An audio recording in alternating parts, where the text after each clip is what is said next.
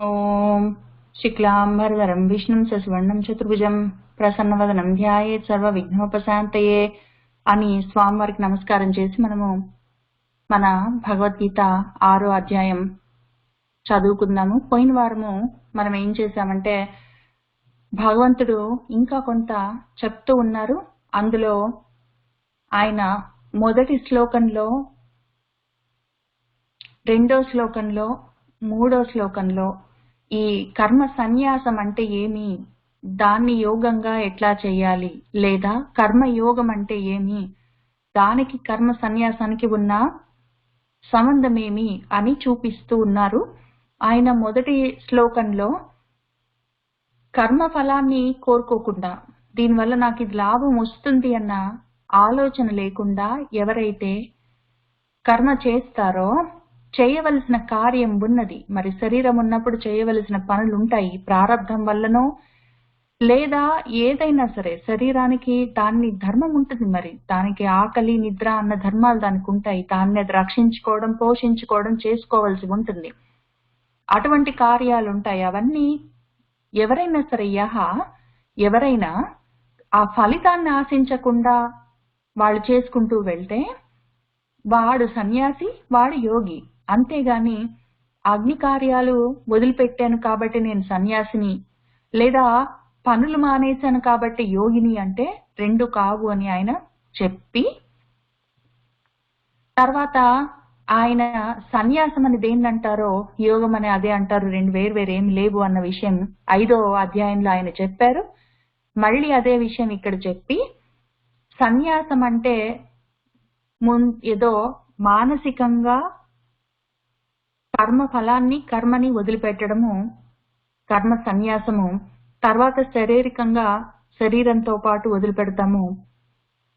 అయితే శరీరంతో పనులు మానేసి మనసుతో మాత్రం ఫలితము అవన్నీ దాని గురించి ఆలోచించడము, ఫలితం కోరుకోవడం ఇవన్నీ చేస్తే అసన్యస్త సంకల్పాన్ని యోగి అని మాత్రం అనరు.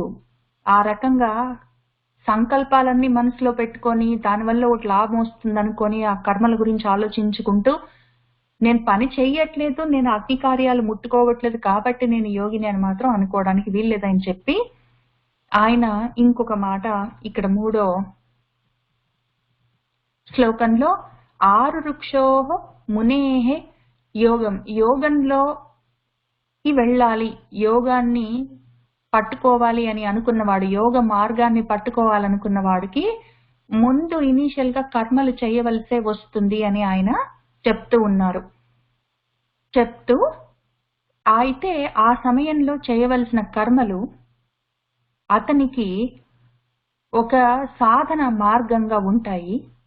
అయితే కొంత దూరం వెళ్ళిన తర్వాత యోగంలో ఆరూఢమై ఉంటే ఆ మార్గం పట్టుకొని ఇంకా మార్గంలో ముందుకు వెళ్ళిపోతున్న వాడికి మనశ్శాంతి, వాడికి సాధనం, ఇంకా అప్పుడు కర్మలు చేయవలసిన అవసరం లేదు అన్న విషయం ఆయన చెప్తూ ఉన్నారు.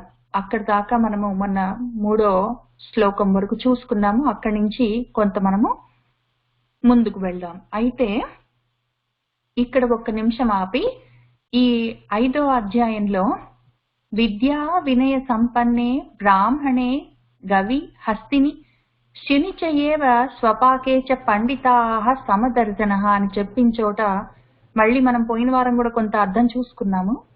అయితే మళ్ళీ ఇక్కడ కింద కూడా మళ్ళీ మనకు 6వ అధ్యాయంలో మళ్ళీ ఈ సమదర్శనం గురించి చెప్తారు. ఆయన 2వ అధ్యాయం నుంచి సమదర్శనం గురించి చెప్తూనే ఉన్నారు.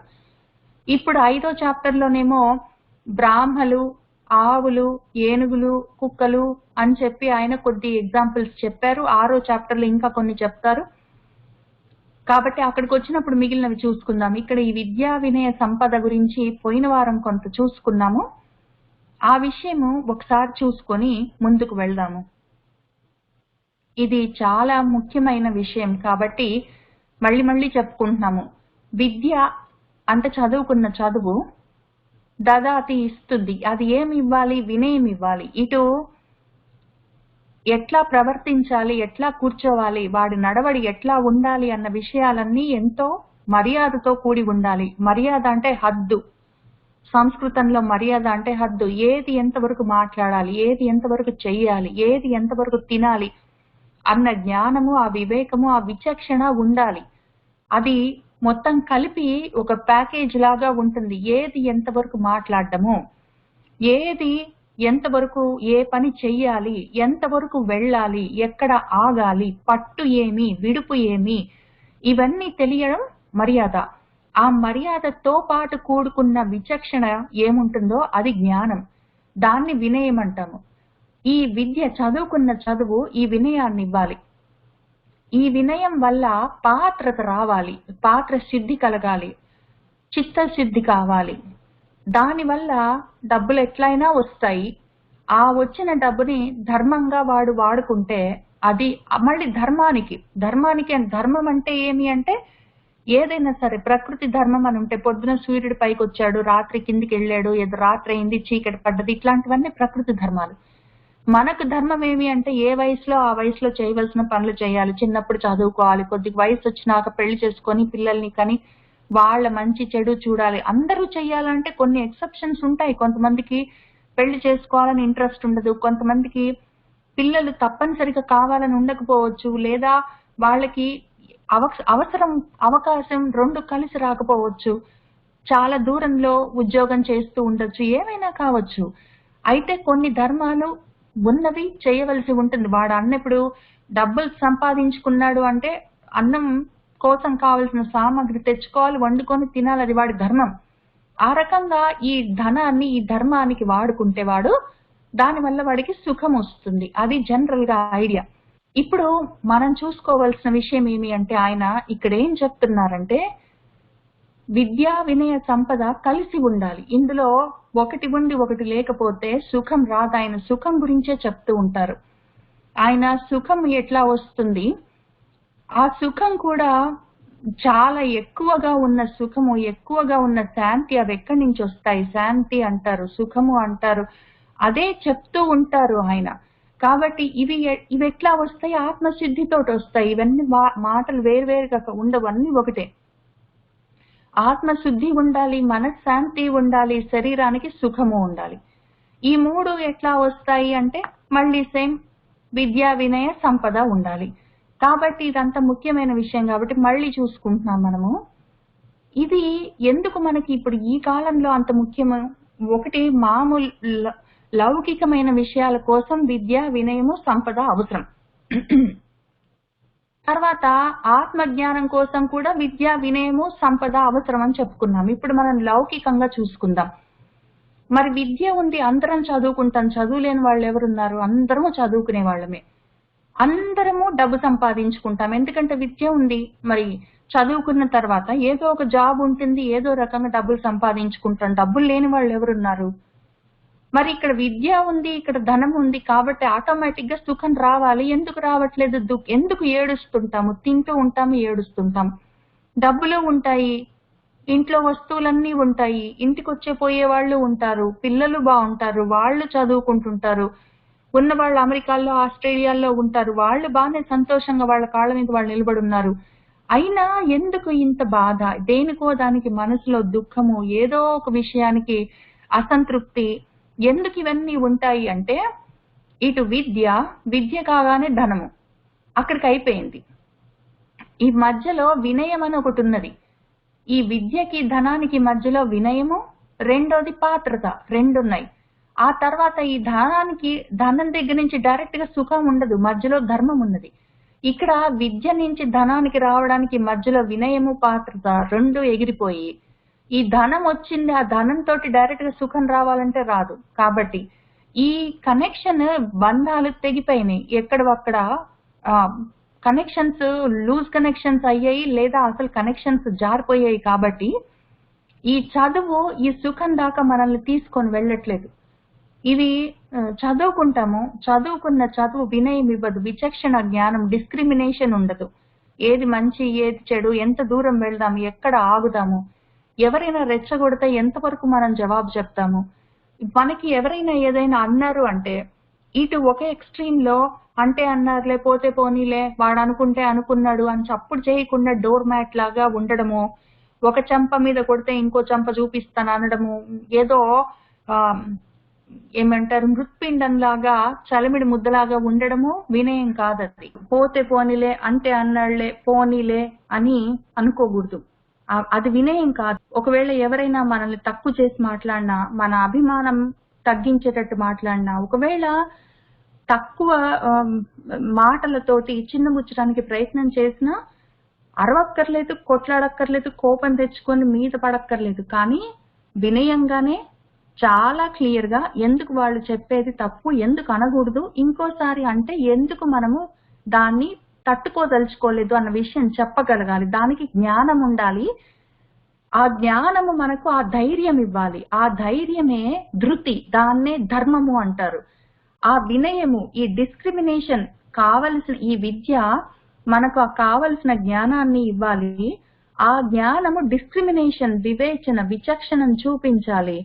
ఆ విచక్షణ చేత ఎవరైనా హద్దులు మీరి మనతోటి ప్రవర్తిస్తే ఇది తప్పు, ఇది నీ హద్దు, ఇది నీ మర్యాద, ఇది నువ్వు దాటడానికి నేను ఒప్పుకోను అని చెప్పగలగాలి. ధృతితోటి చెప్పాలి, ధైర్యంగా చెప్పాలి. అది ధర్మము. ఆ ధర్మము లేదు, అది ఒకవైపు ఉంటారు. ఆ రకంగా ఎవరైనా ఏదన్నా అన్నా కూడా నేను చాలా వినయంగా ఉంటానండి, పెద్దవాళ్ళు ఏదన్నా అన్నా కూడా నేనేమనను, పోనీ ఎవరైనా ఏదన్నా అన్నా నేనేమనను, పిల్లలు కదా పోనీ వాళ్ళు ఏదైనా అన్నా నేను అనను అంటే అది వినయం కాదు. దాన్ని యాక్చువల్ గా నా కూతురైతే నక్క వినయం అని పిలుస్తుంది.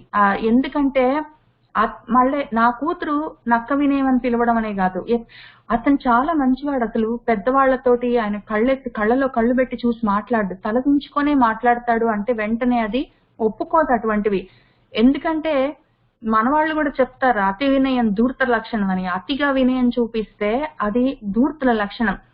మామూలు వినయము ఇటు జ్ఞానంతో కూడి ఉన్న డిస్క్రిమినేషన్, విచక్షణ ఉండాలి. అది ఉండదు. లేదా అవతల సైడ్ ఏంటంటే అసలు వినయం ఉండదు. చెప్పిన మాట వినకపోవడము, నాకన్నీ తెలుసు అనడము, నాకు తెలియని విషయం నాకేమి చెప్పడం అనడము, అటువంటివన్నీ ఉంటాయి. అటువంటి అవతల ఎక్స్ట్రీమ్ ఒకటి ఉంటుంది. ఈ రెండు ఉండకుండా ఎంతవరకు వెళ్ళాలి, ఎక్కడ ఆగాలి. అనుమానం ఉన్నప్పుడు నా విద్య నాకు ఇటువంటి వినయాన్ని నేర్పిస్తుందా లేదా అని అనుమానం ఉన్నప్పుడు రామచంద్రమూర్తిని చూసుకోవాలి. ఆయన పేరే రామో విగ్రహవాన్ ధర్మ అని చెప్తారు. ఆయన ధర్మానికి స్వరూపము అని. ఆయన ధర్మం అంటే ఏమి? హద్దులు తెలుస్తాయి. ధర్మము అంటే ధైర్యము, ధైర్యాన్ని ఇచ్చేది ధర్మము. ధృతి, దృఢంగా ఒక విషయం తెలుసుకొని జ్ఞానంతో విచక్షణ చేసుకొని ఆ మాట మీద ఉండడం, ఊరికి మనసు ఊగిసలాట లేకుండా ఉండడము ధైర్యము, అదే ధర్మము. తర్వాత ఎంత దూరం వెళ్దాము, ఎక్కడ ఆగుదాము అన్న మర్యాద తెలియాలి, అదే ధైర్యము ఇస్తుంది, అదే ధర్మము. దాని పేరే అందుకనే ఆయనని ఇటు రామో విగ్రహవాన్ ధర్మ అన్నట్టే అటు మర్యాద పురుషోత్తముడు రాముడు అని ఎందుకంటారంటే మర్యాద, హద్దు తెలియాలి, ఎంత దూరం వెళ్ళాలి, ఎక్కడ ఆగాలని తెలియాలి. ఈ రెండు తెలిసిన వాడు కాబట్టి ఆయన ఇటు మర్యాద పురుషోత్తముడు, అటు మూర్తి భవించిన ధర్మం ఎందుకు చెప్తాము? ధర్మము అంటేనే ఆ ధైర్యం ఇవ్వగలిగిన విచక్షణతోటి కూడిన జ్ఞానము అని అర్థం. ధర్మము అంటే వేరేదేమీ లేదు. ఏ సమయానికి ఏది చెయ్యాలి, ఎంత చెయ్యాలి, ఎక్కడ ఆగాలి, ఎందుకు ఆగాలి అన్న జ్ఞానం ఉండాలి ప్రతి విషయం గురించి. అది వినయం. అది ఉన్నదా అంటే చెప్పలేము. మనము ఇప్పుడు ఈ కాలంలో మనం చదువుకుంటున్న చదువు, మన విద్య ఈ వినయాన్ని ఇస్తుందా అంటే చెప్పలేము.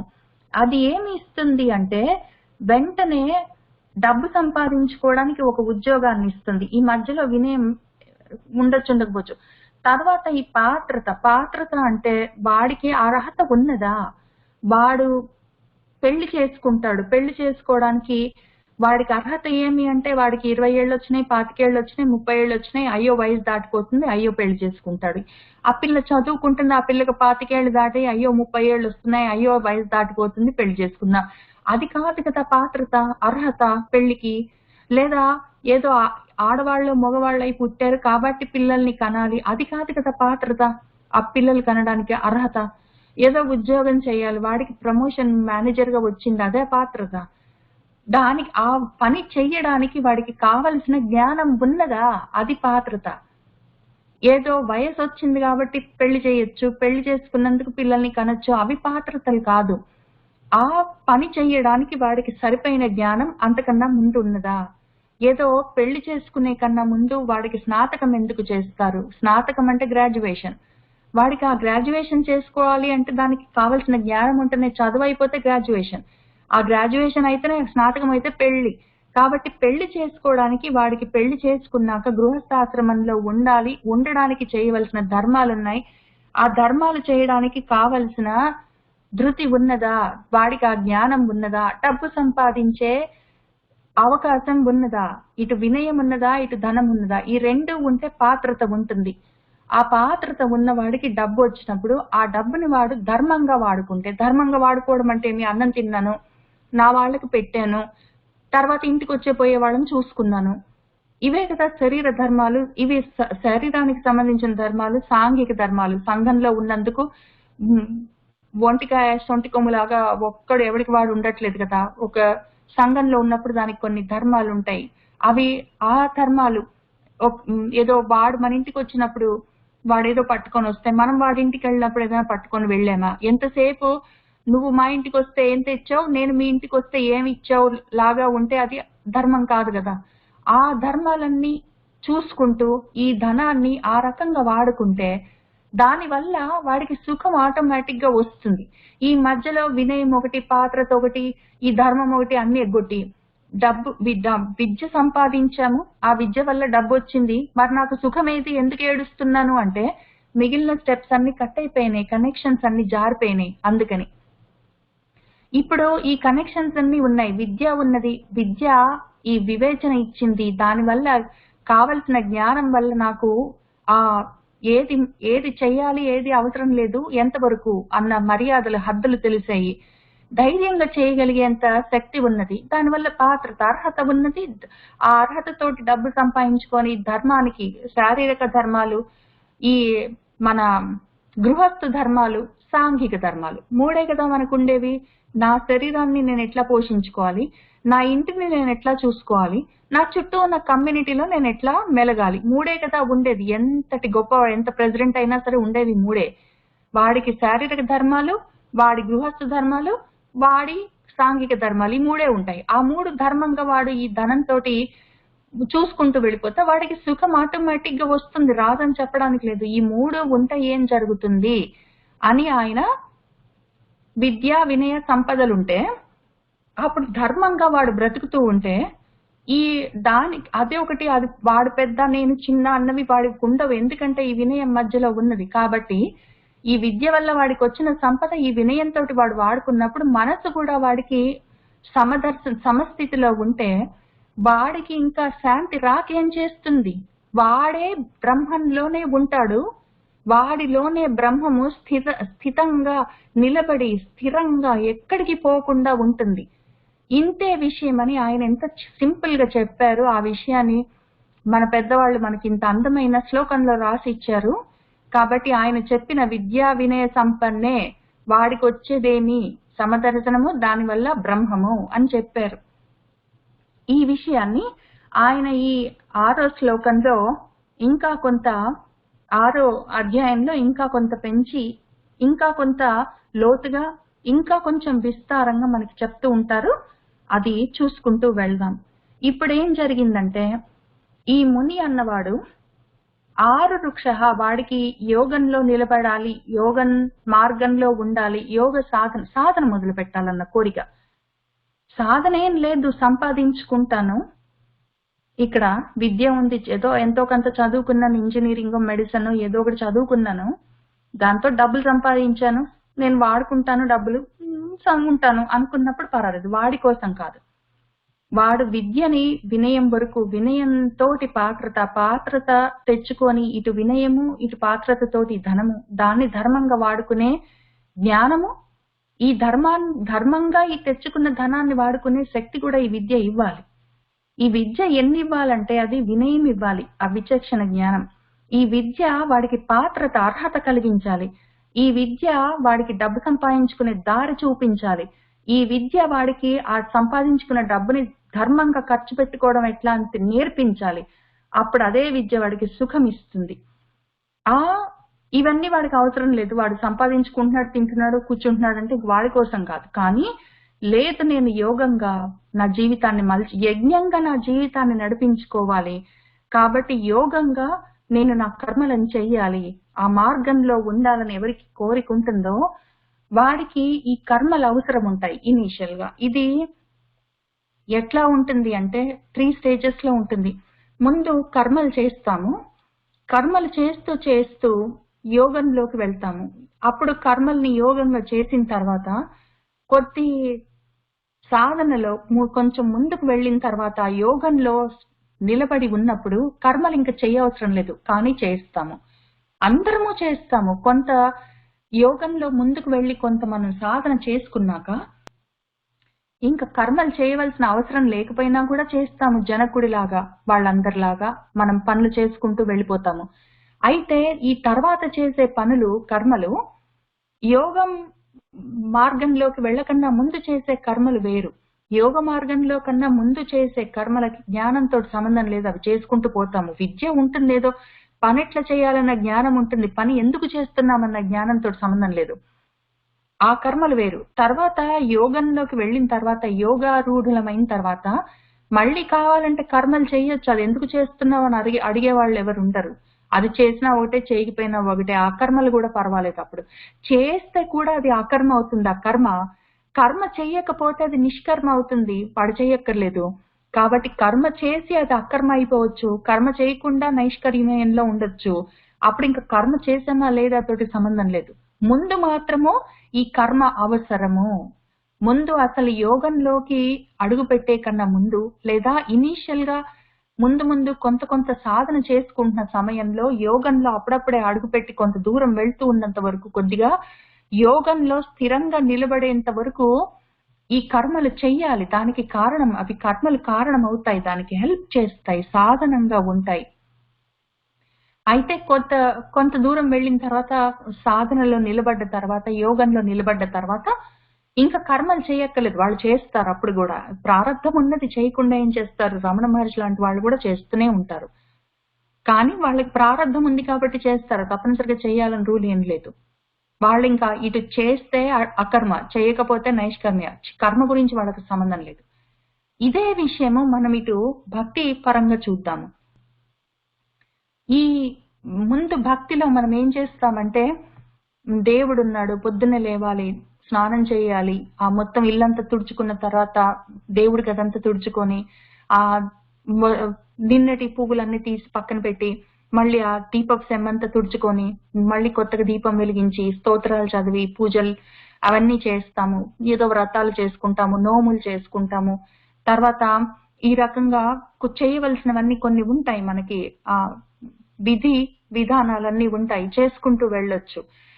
అయితే అవి తప్పనిసరి. ఈ కర్మలు ముందు ఈ భక్తి మార్గం తప్పనిసరి. భక్తిలో ముందు పనులు చేస్తూ ఉండడం, పూజలు చేయడం, స్తోత్రాలు చేయడం, దీపాలు వెలిగించడము, ఉపవాసాలు ఉండడము, ఏదో సహస్రనామాలు చదువుకోవడము, పారాయణాలు చేసుకోవడము, ఇట్లాంటివన్నీ వ్రతాలు, అందరితోటి కలిసి వ్రతాలు చేసుకోవడం, ఇటువంటివన్నీ కర్మ, దానికి సాధనాలు అవుతాయి.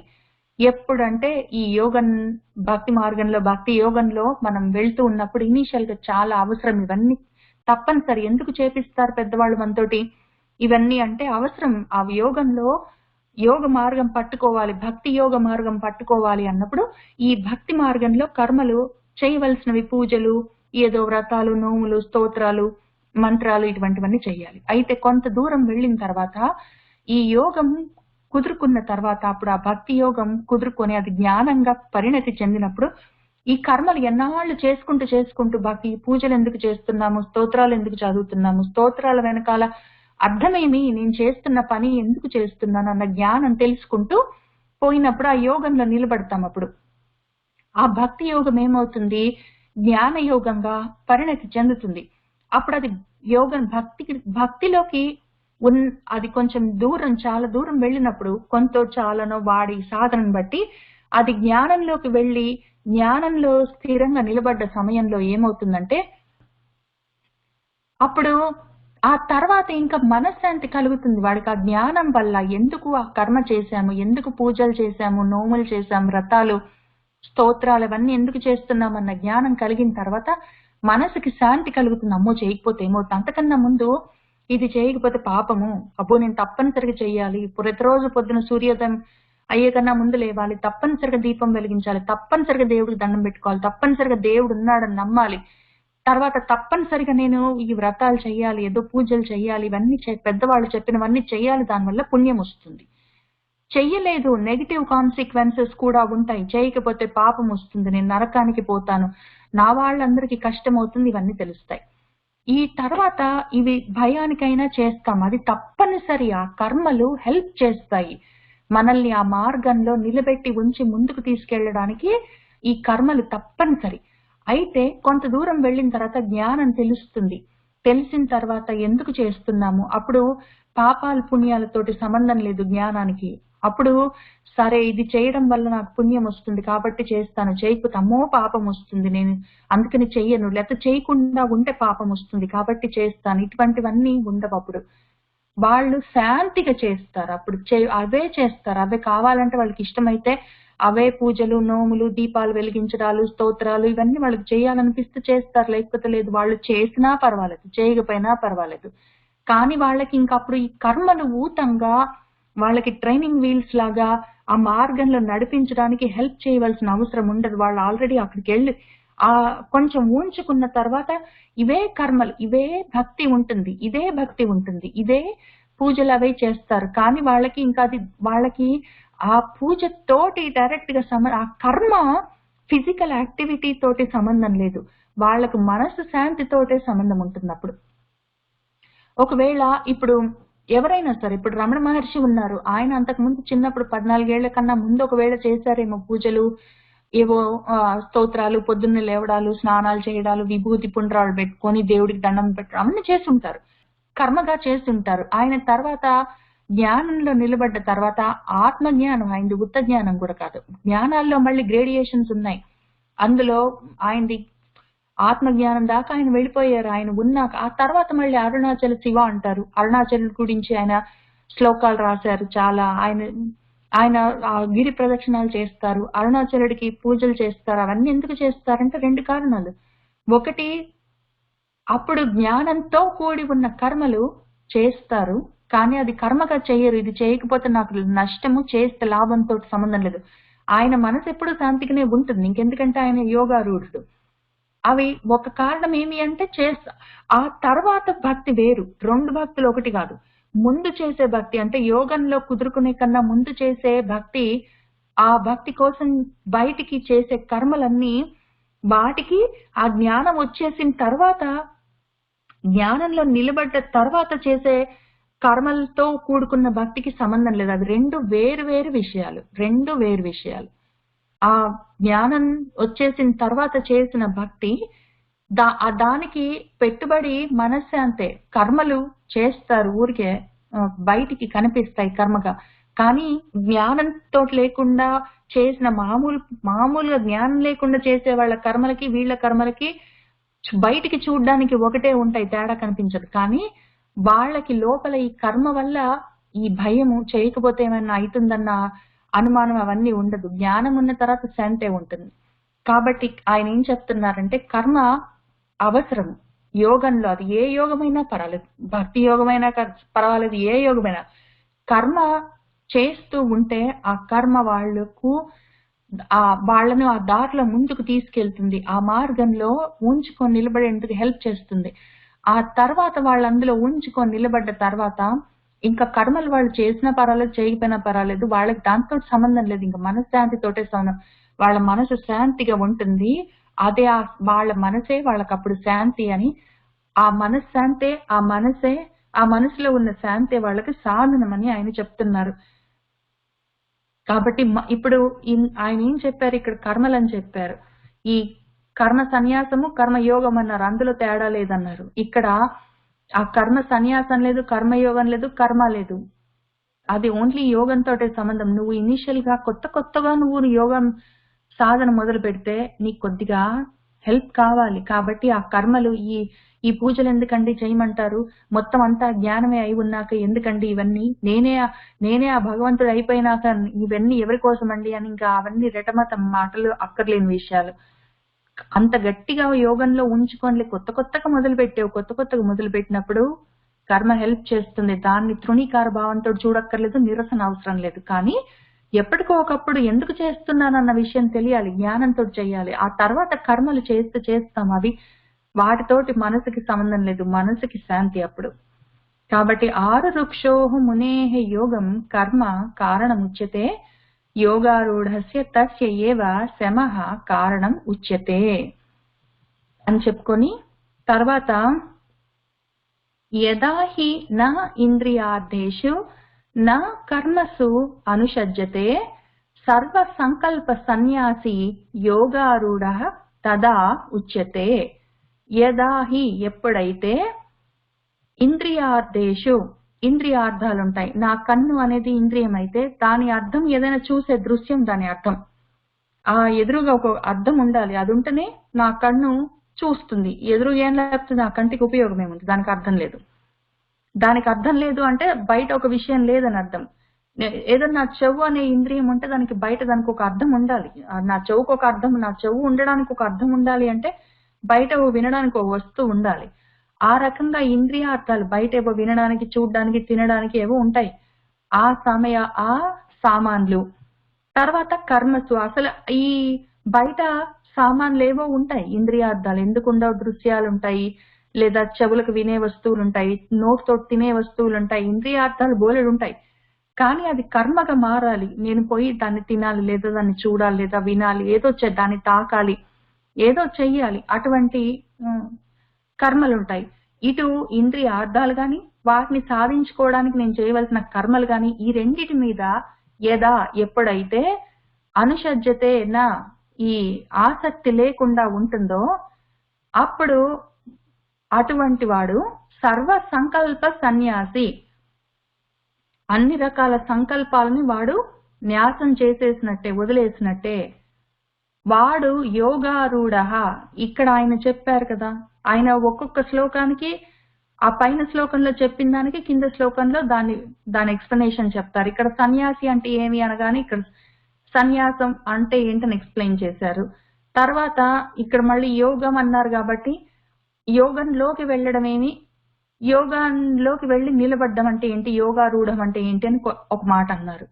ఇప్పుడు ఆ యోగారూఢుడు ఉన్నాడు కదా, ఆ యోగారూఢుడు అంటే ఎవరు అని మళ్ళీ ఇక్కడ చెప్తున్నారు. ఒక్కొక్క మాటను తీసి మళ్ళీ నెక్స్ట్ శ్లోకాల్లో ఆయన విడమరిచి విస్తారంగా చెప్తున్నారు ఈ అధ్యాయంలో ఎంతో దయతో. ఆయన ఏం చెప్తున్నారంటే యోగారూఢ తస్య ఏవ, వాడే యోగారూఢుడు. అటువంటి యోగారూఢుడికి ఇంకా శమః మనశ్శాంతే వాడికి సాధనం అని చెప్పాడు. ఎటువంటి యోగారూఢుడు, తస్య ఏవ యోగారూఢస్య అంటే అటువంటి యోగారూఢికే అని చెప్పాడు. అటువంటి యోగారూఢుడు అంటే ఎటువంటి యోగారూఢుడు మనకు తెలియాలి కదా. ఆ యోగారూఢుడు అంటే ఎవరు, యోగంలో ఆరూఢము అంటే ఎక్కి కూర్చోవడం, అంటే యోగాన్ని బాగా అధివసించడం, అధిష్ఠించడం, యోగంలో ఉండడము, బాగా ఉంచుకొని దాని మీద స్థిరంగా ఉండడం అని అర్థం. వాడు ఎట్లా ఉంటాడు అని, ఆ యోగారూఢుడు అంటే ఎవరు అని అడుగుతామని ఆయన యోగారూఢ తదా అప్పుడు వాణ్ణి ఉచ్యతే అంటారు అని చెప్తున్నాడు. ఆ యోగారూఢుడు ఎవరు అంటే మళ్ళీ 3 విషయాలు చెప్తున్నారు. ఒకటి, యదా ఎప్పుడైతే ఇంద్రియార్థాల్లో వాడికి ఇంట్రెస్ట్ లేదో. 2, ఆ ఇంద్రియార్థాలని సాధించాలంటే కర్మ చెయ్యాలి, పని, ఆ పని చెయ్యాలి అని వాడికి ఇంట్రెస్ట్ లేదు, అనుషజ్యతే, వాడికి అనుషజ్జ ఆసక్తి లేదు. 3, సర్వ సంకల్ప సన్యాసి, అసలు కర్మ చెయ్యాలి అంటే ఆ పని చెయ్యాలన్న సంకల్పం ఉండాలి, ఆ సంకల్పం కూడా వాడికి లేదు, దాన్ని కూడా వాడు సన్యాసం చేసేసాడు. కాబట్టి 3 లేవు. ఎదురుగా ఇంద్రియార్థాలు ఉన్నాయి, వాటి గురించి ఆసక్తి లేదు. ఏదో సినిమా ఉంది, ఏదో తినాలనుంది, ఏదో వినాలనుంది, ఆ పాట అంటే నాకు ఇష్టం, ఈ భోజనం అంటే నాకు ఇష్టం, అక్కడికి వెళ్ళి రావడం అంటే నాకు ఇష్టం అని ఆ ఇంద్రియార్థాలంటే వాటి మీద ఆసక్తి లేదు.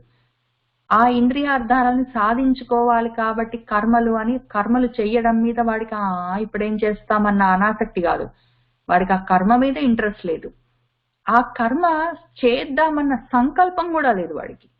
కాబట్టి ఈ మూడు లేనివాడు యోగారూఢుడు అయ్యాడు, వాడి మనసు అట్లా నిలబడి ఉన్నది అని ఆయన చెప్తున్నారు. ఇక్కడ ఇప్పటికి ఆయన కొద్దిసార్లు ఆల్రెడీ సంకల్పం గురించి మాట్లాడారు. ఇక్కడ ఆ అసన్యస్త సంకల్పం అన్నారు, ఒకసారి సన్యాసం అన్నారు, ఇక్కడ ఒకసారి సన్యాసం అన్నారు. మళ్ళీ ఇక్కడ యోగం గురించి మాట్లాడగానే మళ్ళీ ఆయన ఇక్కడ సంకల్ప సన్యాసం అన్నారు. కాబట్టి ఈ సంకల్పం అంటే ఏంటో చూద్దాం. అసన్యస్త సంకల్పం అని ఇక్కడ అన్నారు, సర్వ సంకల్ప సన్యాసం అని ఇక్కడ అన్నారు, ఒకటే విషయం అంటున్నారు. కాబట్టి అసలు ఈ సంకల్పం అంటే ఏంటో చూద్దాం. దీనికి చాలా అర్థాలు చెప్తారు మన వాళ్ళు. సంకల్పం వికల్పం అని మనం వింటూ ఉంటాము. అందులో ఈ సంకల్పం వికల్పం అంటే వెంటనే ఇది దాని అర్థమో అని చెప్పి ఒక్క అర్థం ఉన్నది అంటే చాలా కష్టం. దానికి చాలా అర్థాలు ఉన్నాయి. మనసుకి సంకల్ప వికల్పాలు ఉంటాయి అంటారు అందరూ. అంటే ఏమి అంటే సంకల్పము అంటే దానికి ఒక ఐడియా వస్తుంది, ఏదో ఇది వండుకొని తిందాము అని చెప్తుంది, వెంటనే వికల్పం ఆ వదిలేపోని అంటుంది. ఏదో వంకాయ కూర చేసుకొని తిందామని ఒక సంకల్పం, ఒక ఐడియా ప్రపోజిషన్ తీసుకొస్తుంది, అది ప్రపోజల్, వెంటనే వద్దులే అంటుంది, అది వికల్పం. ఆ వద్దులే అనడం ఒక రకం వికల్పం. లేకపోతే వంకాయ వద్దు బెండకాయ చేసుకుందామని చెప్తుంది, ఇది కాదు వేరే చాయిస్ అని. ఇదేమో వద్దు ఆపోజిట్ వ్యతిరేకం, వద్దు అనడం ఒకటి. లేదా లేదు ఇంకొకటి చేసుకొని తిందాము అని ఇంకొక కౌంటర్ ప్రపోజిషన్ తీసుకొస్తుంది, కౌంటర్ ప్రపోజల్, అది కూడా ఇంకో రకం వికల్పం. లేదా ఏదో తిందాము అన్న సంకల్పం ఉంది, నేనేదో వంకాయ అని ఫస్ట్ అదే ముందు ఒక ప్రపోజల్ తెస్తుంది వంకాయ కూర అని. ఇప్పుడు వద్దు అన్నది, తర్వాత వంకాయ కూర వద్దు బెండకాయ కూర అన్నది. ఇప్పుడు ఏమంటుంది, సరే వంకాయ కూర సరే గాని వంకాయతో పాటు బెండకాయ చేసుకుందాం, ఇంకేదో పులుసు కూర చేసుకుందాం, ఇంకేదో పచ్చడి చేసుకుందామని వివిధ రకాలుగా సంకల్పాలు చేస్తుంది. అది మరి దాన్ని కూడా వికల్పం అంటారు, వివిధ రకాలుగా. కాబట్టి ఆల్రెడీ మూడు అయ్యాయి కదా. ఒక ఐడియా ఉంటే ఆ ఐడియా అట్లా కాదు వేరే రాగా, లేదా అట్లా కాదు, లేదా ఇది కాక ఇంకా కూడా అని చెప్పి ఈ మూడు రకాలే కాదు, ఇంకా 36 రకాలు ఉన్నాయి సంకల్పాలు వికల్పాలు అంటే. ఇంకొకటి ఏం చేయొచ్చు అంటే అది యాక్చువల్ గా సంకల్పము అంటే ఒక కోరిక, వికల్పము అంటే అది ఎట్లా చేయాలన్న ఆలోచన అని కూడా దానికి కొద్ది ఎక్స్ప్లెనేషన్స్ చెప్పారు కొంతమంది. లేదా ఇంకొక రకంగా ఏం చెప్తారంటే సంకల్పము, సమ్ అంటే గొప్పగా, సమ్యక్ కంప్లీట్ గా అని అర్థం. కల్పము అంటే చేయడం ఒక పని, సంకల్పం అంటే చక్కగా ఒక పని చేయడం. వికల్పము అంటే సరిగా చేయకపోవడం, తక్కువగా చేయడం, కొంత చేసి ఆపేయడం, అక్కడికే ముగించేయడం, ఇటువంటివన్నీ సరిగా చేయకపోవడం వికల్పం. లేదా రకరకాలుగా చేయడం వికల్పం అని కూడా దానికి అర్థం చెప్పారు. ఇంకా కొంతమంది ఏమంటారంటే సంకల్పము అన్నది కర్మకాండకు సంబంధించిన విషయము. ఒక సంకల్పం ఉంటేనే కదా ఒక కర్మ చేయడము, ఒక సంకల్పం ఉంటేనే ఒక వ్రతం చేయడం, ఒక సంకల్పం ఉంటే ఒక యజ్ఞం చేయడం, ఒక సంకల్పం ఉంటేనే ఆ కర్మకాండలో ఉన్న విషయాలు, వేదంలో చెప్పిన కర్మకాండలోని విషయాలు ఒక సంకల్పం ఉంటేనే చేస్తాము. అయితే ఈ వికల్పం అంటే ఏంటంటే ఆ పనులు చేయవలసిన అవసరం, కర్మకాండతోటి సంబంధం లేదు, కర్మలతోటి సంబంధం లేదు. అప్పుడు కర్మలతోటి సంబంధం ఉంటే గృహస్థాశ్రమము లేదా వానప్రస్థం లేదా ఏదో రకం ఒక కర్మలు చేయవలసి వచ్చినప్పుడు కర్మకాండలో ఉన్నది అది వేరే విషయం. కర్మతోటి సంబంధం లేకుండా జ్ఞానంతో మాత్రమే సంబంధం ఉండి కర్మలతోటి సంబంధం లేనిది అది వికల్పము, కర్మల్ని వదిలిపెట్టడము, కర్మ సన్యాసము అని కొంతమంది దానికి అర్థం చెప్తారు. ఈ ఇన్ని రకాలుగా చెప్పినా కూడా మన స్వామి మనకి ఏం చెప్తున్నారు అంటే ఆయన సర్వ సంకల్ప సన్యాసం అని ఆయన ఏమంటున్నారంటే, ఇది ఇక్కడ ఒకటి ఉన్నది, నాకు అది కావాలి. ఇక్కడ ఏదో ఎదురు ఒకటి ఒక సోఫా కనిపించింది మంచిది, అది నాకు కావాలి కోరిక, దాన్ని ఎట్లా తెచ్చుకుందాము, ఇది ప్లానింగ్, అది సంకల్పము. సరే తెచ్చుకున్న తర్వాత తెచ్చుకోవడానికి యాక్చువల్ గా ఏదో షాప్కి వెళ్ళాము, కొనుక్కున్నాము, దాన్ని ఏదో బండిలో ఎక్కించుకున్నాం, తీసుకొచ్చాం, ఇంట్లో పెట్టాం, అవన్నీ కర్మలు. ఇవన్నీ ఉంటాయి. ఒక పని జరగాలి అంటే కర్మ.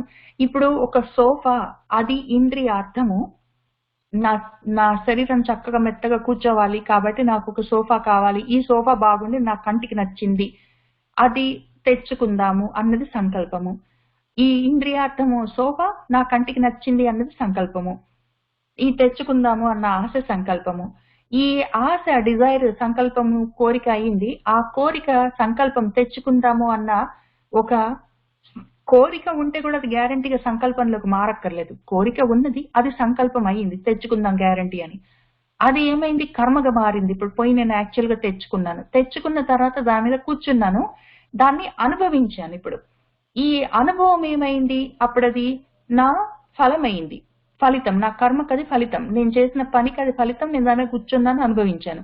ఈ ఇంద్రియార్థము అన్న సోఫా, దాని మీద నేను కూర్చొని సుఖం అనుభవించాను అన్న అనుభవంలోకి వచ్చింది. కాబట్టి ఇంద్రియార్థం కావాలన్న కోరిక, ఆ కోరిక తీర్చుకుందామన్న సంకల్పము, ఆ సంకల్పం తీర్చుకోవడానికి చేయవలసిన కర్మ, ఆ కర్మ చేసిన తర్వాత దాని వల్ల వచ్చిన ఏదో అనుభవము అని ఇన్నుంటాయి. ఇప్పుడు యోగారూఢుడైన ఉన్నవాడు, యోగంలో స్థిరంగా ఉన్నవాడు వీటన్నిటిని మనసుతో వదిలేస్తాడు. అక్కడ సోఫా ఉండొచ్చు, నాకు గ్యారంటీగా కావాలి అన్న కోరిక ఉండదు. ఒకవేళ సోఫా తెచ్చుకోవచ్చు, ఇంట్లో పెట్టుకోవచ్చు, దాని మీద కూర్చోవచ్చు, కానీ నేను తెచ్చుకున్నాను, నేను కూర్చున్నాను, నాకు ఇది కావాలి, నాకు ఇది ఇష్టము, ఇది నా సంకల్పము, ఇది నాకు ఇంద్రియార్థం అని ఇంకిన్నుండవు వాడికి. మనసుతో వాటిని సన్యాసం, సర్వ సంకల్ప సన్యాసం చేస్తాడు. శరీరంతో అనుభవించవలసి వస్తే కూడా దానికి ఇంక వాడికి సంబంధం లేదు, ఎందుకంటే ఇంకా కర్మతోటి సంబంధం లేదు, మనశ్శాంతి సంబంధం. ఆ సోఫా ఉండడం వల్ల నాకు సుఖం వస్తుంది, లేకపోతే రాదు అన్నది అప్పుడు అది అశాంతికి కూడా దారి తీస్తుంది. కాబట్టి అది శమం కాదు, అప్పుడు కర్మ అది. ఆయన ఏం చెప్తున్నారంటే, నువ్వు యోగా ఆరవృక్షము, ఓన్లీ నాకు యోగం కావాలి అన్న ఆలోచనలో ఉన్నావు, నువ్వు ఇంకా యోగం ఇప్పుడిప్పుడే మొదలు పెట్టావన్నప్పుడు ఈ కర్మలన్నీ ఉంటాయి, వాటి వల్ల వచ్చే ఫలితాలు ఉంటాయి, ఏదో నువ్వు అనుభవించవలసింది ఉంటుంది, అనుభవిస్తావు, ఏదో ఉంటుంది, మంచో చెడో ఉంటుంది. అయ్యో నేను అనుకున్నంత సుఖం రాకపోయా, ఈ సోఫా అక్కడ షాప్ లో బాగానే కనిపించింది, ఇక్కడ అంత బాగలేదు, ఇట్లాంటివన్నీ ఉంటాయి. అయితే యోగారూఢంలో ఉన్నాక ఈ సోఫా వల్ల నాకు ఇంత సుఖం వచ్చింది, అంత సుఖం వచ్చింది, అయ్యో ఇంకా తక్కువ సుఖం వచ్చింది, ఎక్కువ రాకపోయా, ఇంకెన్ని ఉండవు అందులో.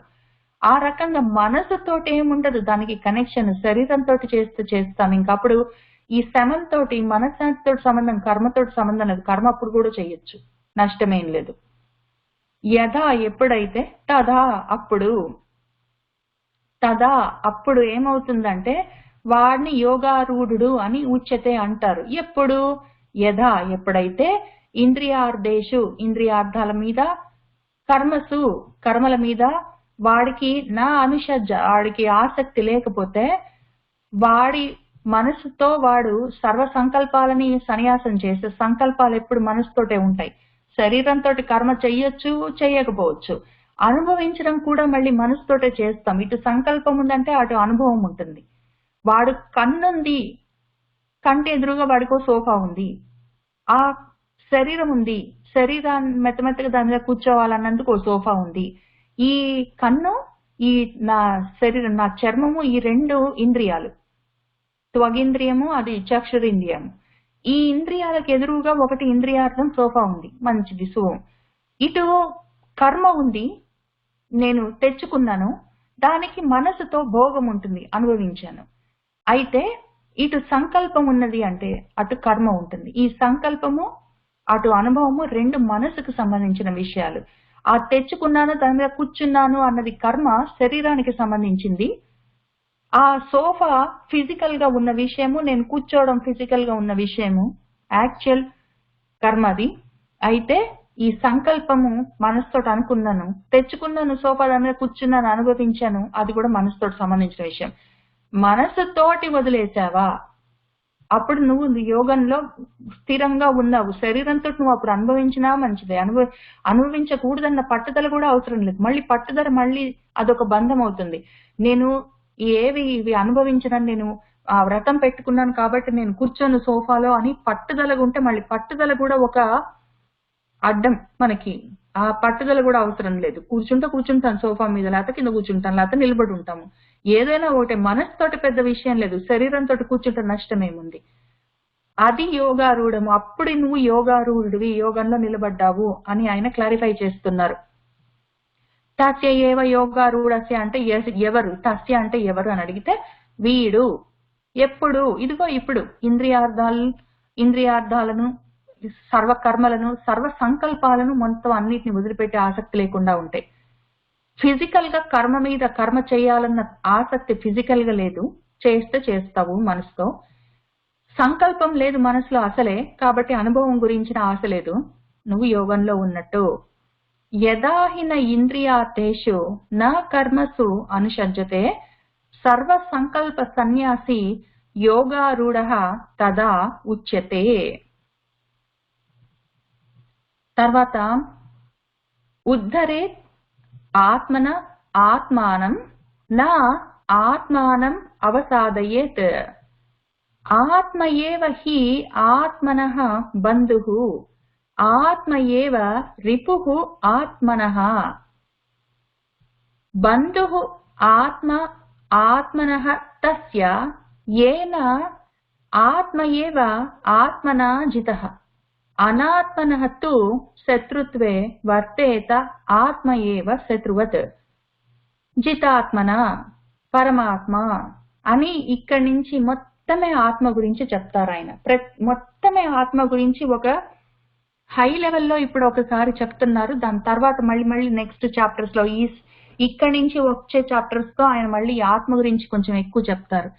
ఈ ఆత్మ ఆయన చెప్తున్నది 2వ అధ్యాయంలో మొత్తమే చాలా శ్లోకాలు ఆత్మ గురించి చెప్పారు ఆయన.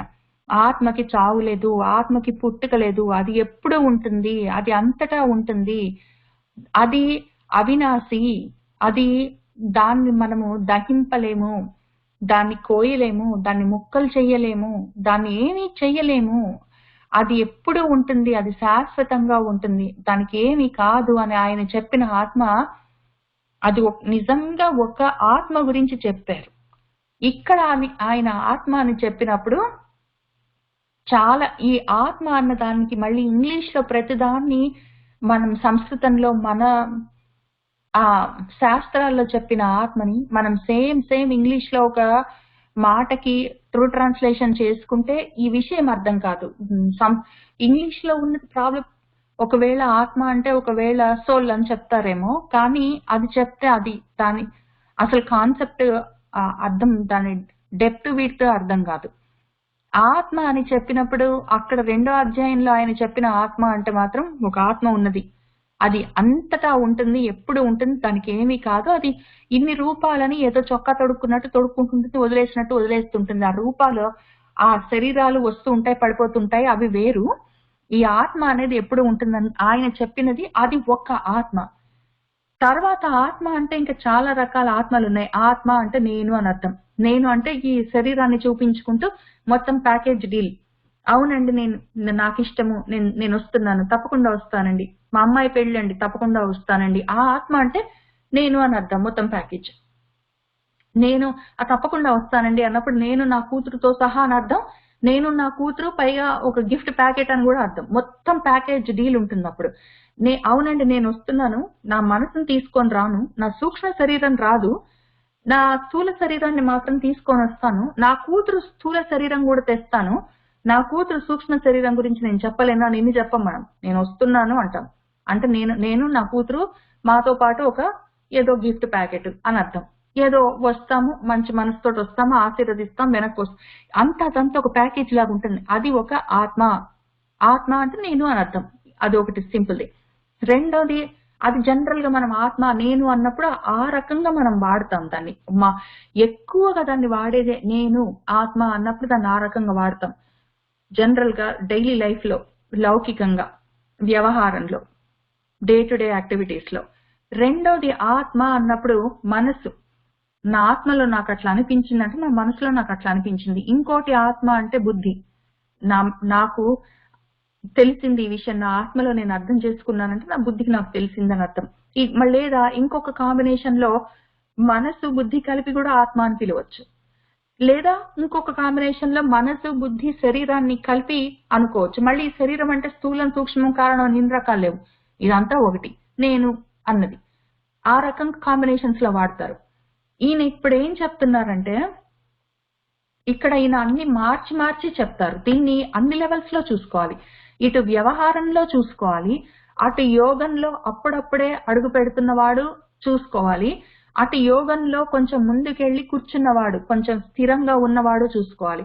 వాడు ఏ లెవెల్లో ఉన్నాడు, ఇంకా గేట్ తీసుకోలేదు, వాడు లోపలికి యోగంలోకే వెళ్ళలేదు అన్నప్పుడు వాడి ఆత్మ అన్నప్పుడు మొత్తం ప్యాకేజ్ డీల్. వాడు స్థూల శరీరం, సూక్ష్మ శరీరం, వాడు మనసు, వాడి బుద్ధి, వాడి మొత్తము చిత్తము, వాడి ఏకాగ్రత, వాడి నేను అన్న అహంభావం, నేను అన్న వాడి స్వభావం, వాడి నేచరు, వాడి గుణాలు అంతా ప్యాకేజ్ డీల్ అనుకోవాలి. వాడు ఇంకా ఎంట్రన్స్ లో ఉన్నాడు వాడు ఆ యోగంలోకి వెళ్ళడానికి. లేదా యోగంలోకి కొంత మనలాగా సాధనలోకి దిగిన వాళ్ళు ఉంటారు. మన కోసము అన్నప్పుడు మన మనసును బాగా చేసుకోవాలి, బుద్ధిని బాగా చేసుకోవాలి, చిత్త శుద్ధి చేసుకోవాలి, ఇట్లాంటివన్నీ అన్నప్పుడు ఆత్మ ఇవన్నీ ఇంకా శరీరంతో శుద్ధి మనం ఎట్లా చేస్తున్నాం, పొద్దున్న లేస్తాం, స్నానం చేస్తాం, ఏదో పౌడర్ అవి వేసుకుంటాం, తలదూకుంటాం, ఫ్రెష్ బట్టలు వేసుకుంటాం, ఉంటాం, అవన్నీ శారీరకమైన శుద్ధి ఎట్లా చేస్తాము.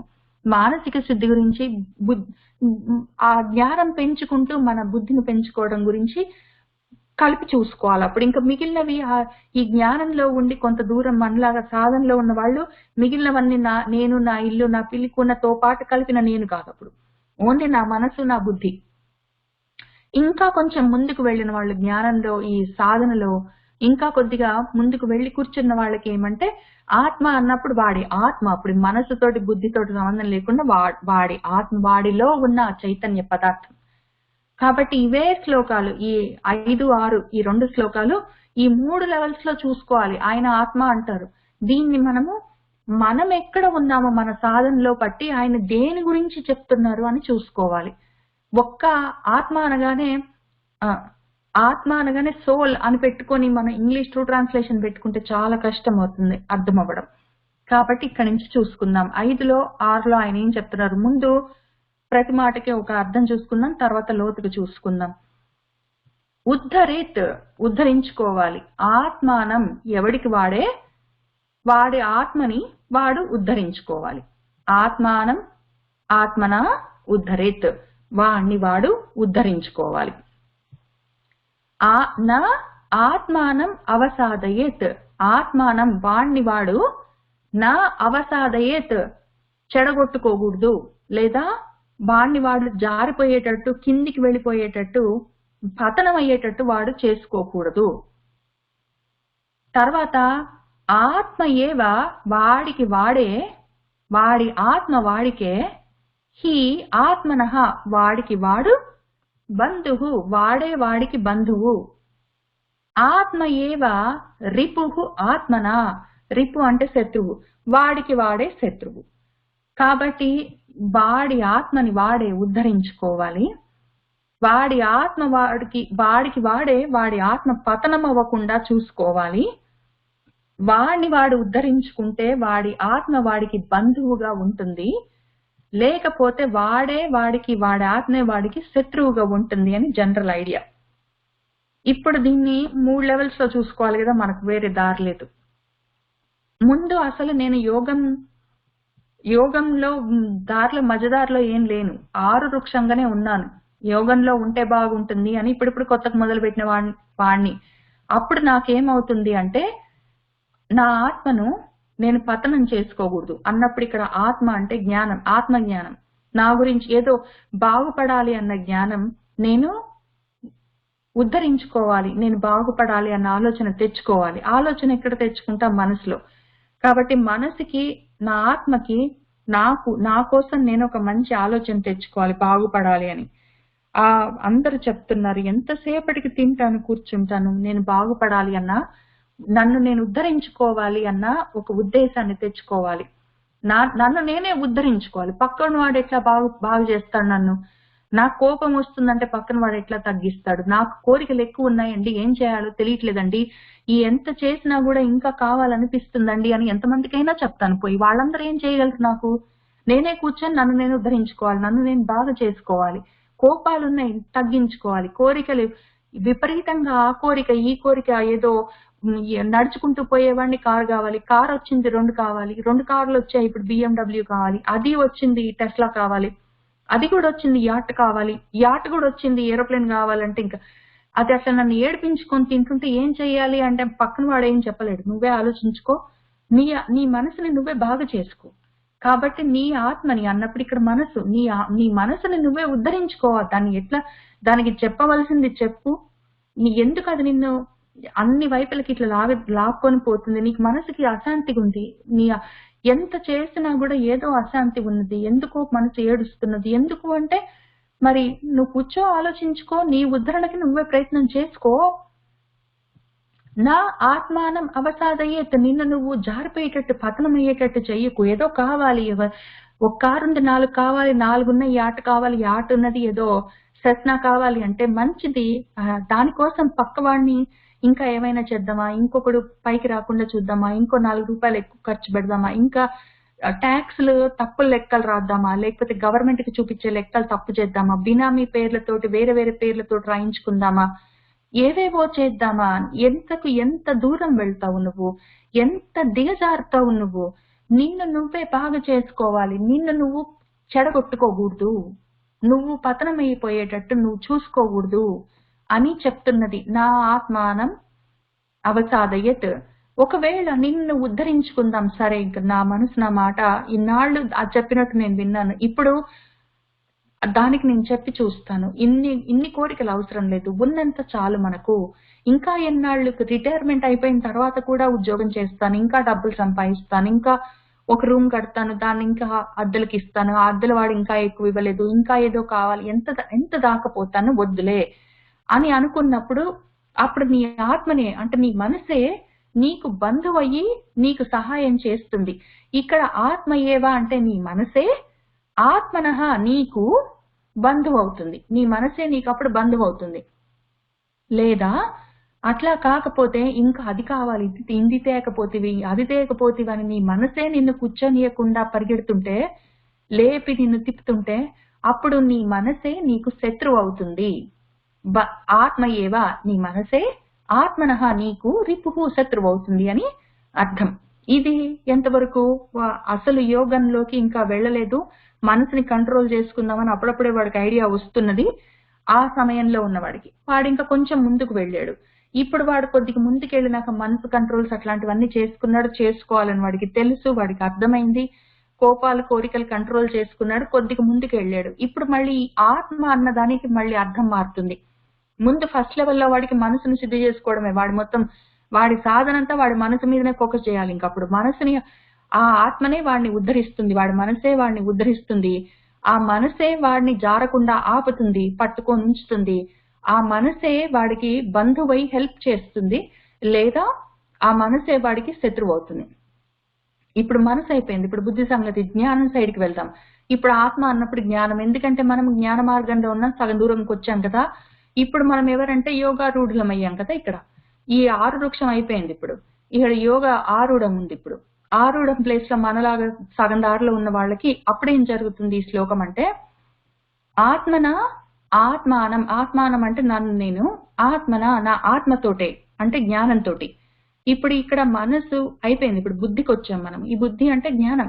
నా జ్ఞానమే నన్ను ఉద్ధరించాలి, నా జ్ఞానం చేతే నేను నన్ను ఉద్ధరించుకోవాలి, అదే నన్ను ఉద్ధరించాలి. అప్పుడేమవుతుంది? ఎన్నాళ్ళు చేశాము ఈ పూజలు, ఎందుకు చేస్తున్నాము అన్న జ్ఞానంతో చెయ్యాలి. దీనివల్ల నాకు పుణ్యం వస్తుంది కాబట్టి చేస్తాను, ఏదో 100 సార్లు గుడి చుట్టూ తిరిగితే పుణ్యం వస్తుంది చేస్తాను, ఏదో ఇదే స్తోత్రం ఒక 108 సార్లు చదివితే నాకు ఏదో పలాంది వస్తుంది కాబట్టి చేస్తాను కాదు. ఎందుకు చేస్తున్నాను అన్న జ్ఞానంతో చేసినప్పుడు నా జ్ఞానము నన్ను ఉద్ధరణకి తీసుకెళ్తుంది. అప్పుడు ఎందుకు చేస్తున్నానో తెలిసి చేయడం వల్ల ఈ భయాలుండవు. భయము ఎందుకుంటుంది అంటే ఏదో కావాలన్నది రావట్లేదు, లేదా వద్దనుకున్నది వస్తుందేమో అన్నవే రెండు భయాలుంటాయి. ఈ భయాలు మనల్ని ధృతితోటి దృఢంగా నిలబడినియవు, మనసు నిలకడ ఉండదు. ఆ ధృతి మన ధర్మము. ఆ ధర్మం ఏమి మనల్ని, ధర్మం ఏదైనా సరే, ఎవరికైనా వాడు చాలా ధైర్యంగా ఉన్నాడండి, వాడు పక్కన వాళ్ళందరూ కూడా అది కాదు అని చెప్పినా వాడు నమ్మిన దాన్ని, నిజంగా న్యాయంగా వాడు శాస్త్రబద్ధంగా నమ్మిన దాన్ని వాడు ఆ మాట మీద ఉన్నాడు, వాడు చాలా ధైర్యంగా ఉన్నాడు, చాలా ధర్మంగా ఉన్నాడని ఎందుకు చెప్తాము? ధర్మము ధైర్యము రెండు వేరు విషయాలు కాదు. రెండిటికి రూట్ ఒకటే, ధృ అని ధరించేది ఏదైతే ఉన్నదో అదే ధైర్యాన్ని ఇస్తుంది, అదే ధర్మమై ఉంటుంది.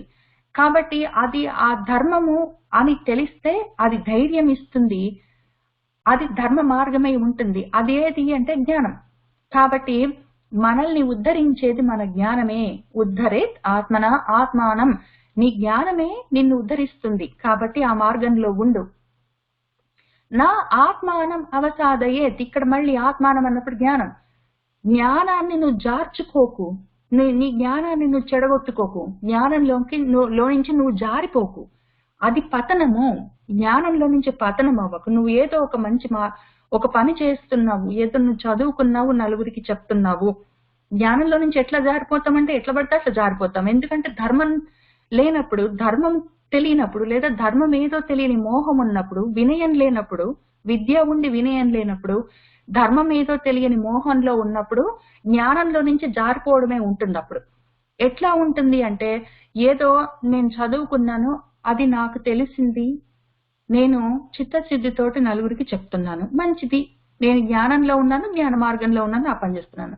ఈ లోపల ఏదో ఎవరో 4 రూపాయలు ఇచ్చారు, 10 రూపాయలు ఇచ్చారు, కొంచెం ఆశ మొదలైంది. ఇంకొకటైతే ఇంకా నలుగురు ఎక్కువైతే ఇంకో 10 రూపాయలు ఎక్కువైతాయి అన్న ఆశ మొదలైంది. ఇంకా తర్వాత ఇంకెవరో ఇంకా నలుగురు చేరలేదు, పక్కన వాడి దగ్గరికి పోయి చేరుతున్నారు. నా దగ్గర ఉన్న వాళ్ళు లేచెడిపోయి పక్కన ఇంకెవరో చెప్తుంటే అక్కడికి పోయి కూర్చున్నారు. నాకు వచ్చే డబ్బులు జారిపోయినాయి నా చేతిలో నుంచి. ఇంక ఇట్లాంటివన్నీ మోహాల్లో నుంచి ధర్మం పోయింది, అందులో నుంచి జ్ఞానం జారిపోయింది. ఇప్పుడు నేనేం చేస్తా? జ్ఞానం ఎట్లా జారిపోతుంది? నా దగ్గర కూర్చొని చదువుకునే వాళ్ళు లేచెడిపోయి పక్కన వాళ్ళ దగ్గర కూర్చున్నారు అంటే మళ్ళీ వాళ్ళని ఏదో ఒక రకంగా మ్యాజిక్ చేసో ఏదో ఒకటి చెప్పి నీకు భగవంతుని చూపిస్తారా, నీకు మోక్షాన్ని ఇప్పిస్తారా, ఈ మంత్రం చదివితే ఆంబీం బూం ఫట్ అని నీకు ఈ మంత్రం చదవంగానే బోలే డబ్బులు వస్తాయి, ఇప్పిస్తారా అని చెప్పి ఏదో ఒకటి మాయ మర్మం చేయవలసి వస్తుంది. వాళ్ళని మళ్ళీ వెనక్కి తీసుకొని రావాలి కదా. మరి నా కోరిక ఇక్కడ ఒకటి ఉన్నది కాబట్టి నేను జ్ఞానంలో నుంచి జారిపోతాను. ఈ కూర్చున్న వాళ్ళు లేచి వెళ్ళిపోతారేమో అని వాళ్ళకి ఏది నచ్చుతుందో అది చెప్పడం మొదలు పెడతాను. ఉన్న విషయాన్ని చెప్పడం మానేసి, నేను చదువుకున్న విషయాన్ని, ధర్మాన్ని చెప్పడం మానేసి, వాళ్ళు కూర్చున్న వాళ్ళు ఏది వింటారు అని చూసుకొని అది చెప్పడం మొదలుపెట్టి మొత్తమే జ్ఞానంలో నుంచి జారిపోతా. అప్పుడేమవుతాను? పతనమైపోతాను. జ్ఞాన మార్గంలో, నా సాధన మార్గంలో కొంత దూరం వెళ్ళి నేను ఏదో ఈ ఆరు వృక్షం నుంచి ఈ యోగారూఢం వరకు వెళ్ళిన దాన్ని మళ్ళీ నన్ను నేనే అందులో నుంచి జార్చుకునే అవకాశం ఆ స్థితికి వెళ్లే అవకాశం ఉన్నది. కాబట్టి నీ జ్ఞానంలో నుంచి నువ్వు జారకూడదు. నువ్వెప్పుడు ముందుకు వెళ్ళాలి. జ్ఞానంలో నుంచి అది నేను ఒక ఎగ్జాంపుల్ చెప్పాను. జ్ఞానంలో నుంచి బుద్ధిలో నుంచి ఎన్ని రకాలుగా జారిపోవచ్చు. ఆరోగ్య సమస్యలు ఉండొచ్చు, లేదా మెంటల్ ప్రాబ్లమ్స్ ఉండొచ్చు, ఫిజికల్ సైకలాజికల్ ప్రాబ్లమ్స్ ఉండొచ్చు, లేదా ఇవన్నీ పెద్ద కారణాలు కూడా కాదు, గ్రీడ్, లోభిత్వం కారణం కావచ్చు. ఏదైనా సరే ఏదో ఒక రకంగా జ్ఞానంలోకి నుంచి నేను జారిపోతే ఏమైతుంది? అప్పుడు ఆత్మ ఏవా, నా ఆత్మనే, నా బుద్ధే, నా జ్ఞానమే నా ఆత్మనః నాకు రిపుహు, శత్రువు అవుతుంది. లేదా నా జ్ఞానము నన్ను ఉద్ధతిలోకి తీసుకెళ్తే, నా ఉద్ధరణకి కారణమవుతే అది ఆ ఆత్మ ఏవా, నా ఆత్మ జ్ఞానమే, నా జ్ఞానమే నాకు బంధువయ్యి నాకు సహాయం చేస్తుంది. అది ఎవరికి? సాధన మార్గంలో కొంత దూరం వెళ్ళి కొంచెం స్థిరంగా ఉన్న వాళ్ళకి. ఆ చివరి మెట్టు మీద ఉన్నాడు, ఇంక వాడు ఆత్మ సాక్షాత్కారం స్థితిలో ఉన్నాడు అన్నప్పుడు మళ్ళీ అదే ఆత్మ, ఇప్పుడు ఈ మనసు లేదు, ఆ బుద్ధి లేదు, ఆ జ్ఞానము లేదు, ఆ ఆత్మ ఏమవుతుంది? వాడి ఆత్మే వాడి. అప్పుడు యాక్చువల్ గా నిజం వాడు అన్నది ఎవరు? నేను అన్న స్ఫురణ ఎవరు? నేను అని మాట్లాడుతున్నది ఎవరు? ఈ నేను అన్నది ఎవరు? నాలో ఉన్న ఈ చైతన్యం ఎవరై ఉన్నదో ఆ ఆత్మ గురించి చెప్పుకుంటున్నాం. ఇప్పుడు ఈ మధ్యలో ఉన్న ఏదో నా శరీరము, నా మనసు, నా బుద్ధికి వెనుక వాటి వెనకాల ఉన్న నేను అన్నది. ఉద్ధరేత్ ఆత్మన ఆత్మానం. నా ఆత్మని నేనే ఉద్ధరించుకోవాలి. నేను ఎవరు అన్న జ్ఞానం జారిపోయింది. ఇప్పుడు దాన్ని పెట్టుకొని ఈ శరీరంలో ఉండి నేను ఈ శరీరానికి పరిమితమైపోయి ఉన్నాను, అది నేను కాదు అని నేను గుర్తు చేసుకొని ఆ అవిద్యలో నుంచి బయటపడి నన్ను నేను ఉద్ధరించుకోవాలి. అప్పుడేమవుతుంది? నా ఆత్మ ఏవా నాకు బంధువు, నేనెవరో నాకు తెలుస్తుంది. అప్పుడు ఈ శరీరం నా బంధువా కాదు, మనస్సు నా బంధువా కాదు, నా బుద్ధి నా బంధువు కాదు. కానీ ఇవన్నీ కాదని ముందే కాలుతోటి పక్కకు తోసేయలేము. ఇవన్నీ ఇప్పుడు మనం చెప్పుకున్నట్టు యోగం మార్గంలోకి వెళ్ళాలనుకున్నప్పుడు, వెళ్ళిన కొత్తలో, వెళ్ళిన తర్వాత కొద్ది దూరం వచ్చి కొంచెం అందులో స్థిరంగా నిలబడ్డప్పుడు, ఈ సమయాల్లో ఈ నా శరీరము, నా మనసు, నా బుద్ధి వేరు వేరు సమయాల్లో నాకు బంధువై నాకు హెల్ప్ చేస్తాయి. అప్పుడు అవన్నీ అవసరమే. అవన్నీ నా ఆత్మ ఉద్ధరణకి, నన్ను నేను ముందుకు తీసుకెళ్ళడానికి అవకాశం. ముందు ఏదో భక్తితోటి పూజలు, పునస్కారాలు, తర్వాత ఏవో స్తోత్రాలు, వ్రతాలు, నోములు ఇవన్నీ చేస్తాను. అవన్నీ నా శరీరం హెల్ప్ చేస్తుంది. అవన్నీ చేయడానికి నా శరీరం నాకు సహకరిస్తుంది. అది లేకపోతే నేను ఎక్కడ చేస్తాను? పూజలు ఎక్కడ చేస్తాను? కూర్చొని ఎక్కడ చదువుతాను? పెద్దవాళ్ళు చెప్పే మాటలు ఎక్కడ వింటాను? ఈ ప్రవచనాలు ఎక్కడ వింటాను? నేను పుస్తకాలు ఎట్లా చదువుకుంటాను? స్తోత్రాలు ఎట్లా చదువుతాను? శరీరం అయితే సహకరించాలి. అప్పుడు అది నాకు, ఆ ఆత్మ, నా శరీరం అనేది, నేను అనేది నాకు సహకారం చేస్తుంది. అది బంధువై కొంత ముందుకు వెళ్ళినాక నా మనసు హెల్ప్ చేస్తుంది. కోరికలు అవన్నీ తీసేసి, వద్దులే, నీకు మనకింత కోరికలొద్దు, మనకిన్ని కోపాలొద్దు అన్నప్పుడు సరే అని అది కూడా వింటుంది. సరే వద్దు, మనకిన్ని కోరికలు వద్దులే, పర్వాలేదు, వద్దు, మనకి కోపాలు ఎందుకు, వద్దు అని అది కూడా మనకు బంధువుగా హెల్ప్ చేస్తుంది. దాన్ని అంత తృణీకరించి దాన్ని తిరస్కార భావంతో చూడక్కర్లేదు. కొంత దూరం వెళ్ళిపోయిన తర్వాత మన జ్ఞానం మనకు అంతవరకు వెళ్ళినాక కిందికి జారకుండా పట్టుకొని ఆపాలి మన జ్ఞానం మనల్ని. అంతవరకు వచ్చిన తర్వాత ఏదో కొన్నాళ్ళు శరీరంతో 30 రోజులు నేను ఏదో పలానా పని చేస్తాను, 40 రోజులు ఏదో చదువుతాను, ఒక 3 నెలల్లో నేను ఈ లలిత సహస్రనామానికి అర్థం తెలుసుకుంటాను, ఇట్లాంటివేవో కొన్ని పెట్టుకున్నప్పుడు శరీరం హెల్ప్ చేయాలి. అందులో నుంచి జారిపోయే అవకాశం ఉందామా? ఇప్పుడు ఆఫీస్ లో పని ఎక్కువైంది, ఏదో ప్రతిరోజు కూర్చొని గంట సేపు చదువుకుంటాను అని అనుకుంటాము, కూర్చుంటాము. కొద్ది రోజులు కాగానే ఆఫీస్ లో పని ఎక్కువైంది, తర్వాత చూద్దాము. ఏదో ఆరోగ్యం బాగాలేదు, తర్వాత చూద్దాము. లేదా ఏదో బయటకు వెళ్లాల్సి వచ్చింది, ఒక 3-4 వారాలు ఏదో ఆఫీస్ లో లీవ్స్ ఉన్నాయి, అక్కడక్కడ హవాయికి అక్కడికి ఇక్కడికి తిరిగి వచ్చాము, టైం లేదు, ఇటలీకి బొట్టలీకి వెళ్ళొచ్చాము, తర్వాత చూసుకుందాము, తర్వాత చూద్దాం అన్నప్పుడు ఆ బుద్ధిలో నుంచి ఆ బుద్ధి వద్దు, లేదు, అయితే అయింది, పర్వాలేదు. తమ్ముడి దగ్గరికి వచ్చావా, తమ్ముడి దగ్గర 3 నెలలు ఉన్నావా, పర్వాలేదు. అయినా కూడా సాయంత్రం పూట తమ్ముడు పాపలతోటి తర్వాత నువ్వు ఆడుకుందులే, వాళ్ళ పిల్లలతోటి, వాళ్ళ తర్వాత ఆడుకో, ఈ టైం చదువుకునే టైంలో చదువు అని అది చెప్పాలి. ఆ బుద్ధి ఉండాలి. అది నన్ను పట్టుకొని ఆపాలి జారిపోకుండా. అది కూడా హెల్ప్ చేస్తుంది. ఆ తర్వాత చివరికి ఆ జ్ఞానము బలపడి ఆత్మ జ్ఞానమై అది నా ఉద్ధరణకి నేనెవరు అని తెలుసుకోవాలి. తెలుసుకున్న దాన్ని జారకుండా అక్కడ నిలబడాలి. ఆ తర్వాత శరీరంతో కర్మలు చేయవలసి వస్తే చేస్తాను రామత మహర్షి లాగా. కానీ అయినా కూడా అక్కడే నిలబడేటట్టు అది నన్ను జారనీయకుండా నా ఆత్మే నన్ను పట్టుకొని ఆపాలి. నేను ఉండాలి అక్కడే. ఇన్ని రకాలుగా ఇవన్నీ మజిలీలుగా హెల్ప్ చేస్తాయి. కాబట్టి ఆయన ఆత్మ అని చాలా ముఖ్యమైన మాట వాడారు. ఆయన నీ మనసే నీకు బంధువు, నీ బుద్ధే నీకు బంధువు, నీ శరీరమే నీకు ఆయన ఏమైనా చెప్పొచ్చు. లేదా నీ మనసే నీకు శత్రువు. అట్లా మనసనో, బుద్ధి అనో, శరీరం అనో, జ్ఞానం అనో ఆయన మాటలు మాట్లాడొచ్చు. కానీ సంస్కృతంలో మనకున్న మన కాన్సెప్ట్ ఎంత విస్తారమైందంటే, ఆత్మ అనే కాన్సెప్ట్ అది బుద్ధికి, మనసుకి, శరీరానికి అన్నిటికీ కలిపి వేరువేరుగా యాక్చువల్ గా ఆత్మగా, యాక్చువల్ జ్ఞానంగా దాన్ని ఎన్ని రకాలుగా వాడుకోవచ్చు. ఆయన కృష్ణుడు అంత జాగ్రత్తగా, అంత ఇంట్రెస్టింగ్ గా ఆయన ఆత్మ అన్న మాటను వాడి, అది ఏ లెవెల్లో ఉన్న వాళ్ళు చదువుకుంటే వాళ్ళకి ఆ శ్లోకం ఆ రకంగా అర్థమవుతుంది. అన్ని రకాలుగా చూసుకోవచ్చు. ఒకటే శ్లోకము ఇన్ని స్టేజెస్ లో, వేర్వేరు స్టేజెస్ లో వాళ్ళకి ఒక్కొక్క విధంగా వాళ్ళకి హెల్ప్ చేస్తుంది. ఆయన అంత గొప్పగా ఒకటే శ్లోకం ఇన్ని 4 లెవెల్స్ లో ఉన్న వాళ్ళకి, యోగంలోకి అడుగు పెడుతున్న వాళ్ళకి, కొత్తగా యోగంలో ఉన్న వాళ్ళకి, యోగంలో కుదురుకున్న వాళ్ళకి, చివరికి మెట్టుకు వచ్చేసిన వాళ్ళకి, నలుగురికి వాడి శరీరం, మనసు, బుద్ధి, వాడి ఆత్మ వాడికి ఎట్లా బంధువుగా ఉండొచ్చు, వాడి జారిపోకుండా ఎట్లా ఆపొచ్చు, లేదా వాడి పతనానికి అది ఎట్లా దోహదం చేయొచ్చు, రెండిటిగా ఆయన ఈ 5వ శ్లోకంలో చెప్పి పుణ్యం కట్టుకున్నారు. ఉద్ధరేత్ ఆత్మన ఆత్మానం నా ఆత్మానం అవసాదయేత్. ఆత్మ ఏవ హి ఆత్మనః బంధుః ఆత్మ ఏవ రిపుః ఆత్మనః. ఇప్పుడు తర్వాత శ్లోకం చూద్దాం. బంధుః ఆత్మ ఆత్మనః తస్య ఏన ఆత్మ ఏవ ఆత్మనా జితః అనాత్మనః తు శత్రుత్వే వర్తేత ఆత్మ ఏవ శత్రువత్. ఈ పైన 5వ శ్లోకంలో చెప్పిన విషయాన్ని మళ్ళీ 6వ శ్లోకంలో ఇంకా కొంచెం విశదీకరించి చెప్తున్నారు. ఆయన ఏం చేస్తున్నారంటే,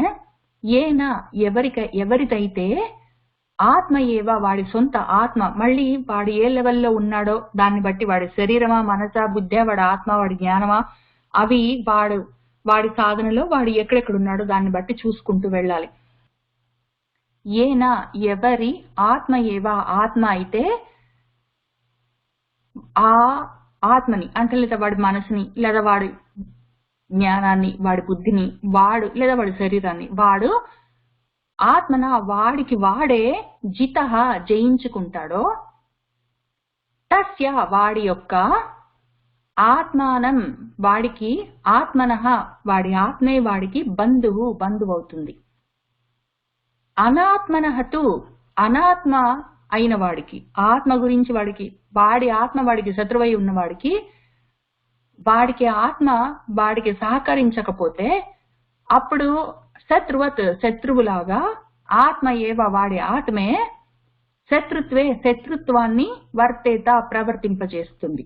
ఇదే విషయం కొంచెం చెప్తున్నారు ఆయన. నీ ఆత్మని నువ్వే ఉద్ధరించుకో, నీ ఆత్మని నువ్వు అధోగతి పాలు చేసుకోకు. నీ ఆత్మని నువ్వు ఉద్ధరించుకోవడానికి ప్రయత్నం చేస్తే నీ ఆత్మనే నీకు బంధువై హెల్ప్ చేస్తుంది. నువ్వు నీ ఇష్టం వచ్చినట్టు చేసుకుంటే నీ ఆత్మ నీకు శత్రువు అవుతుంది అని చెప్పారు కదా.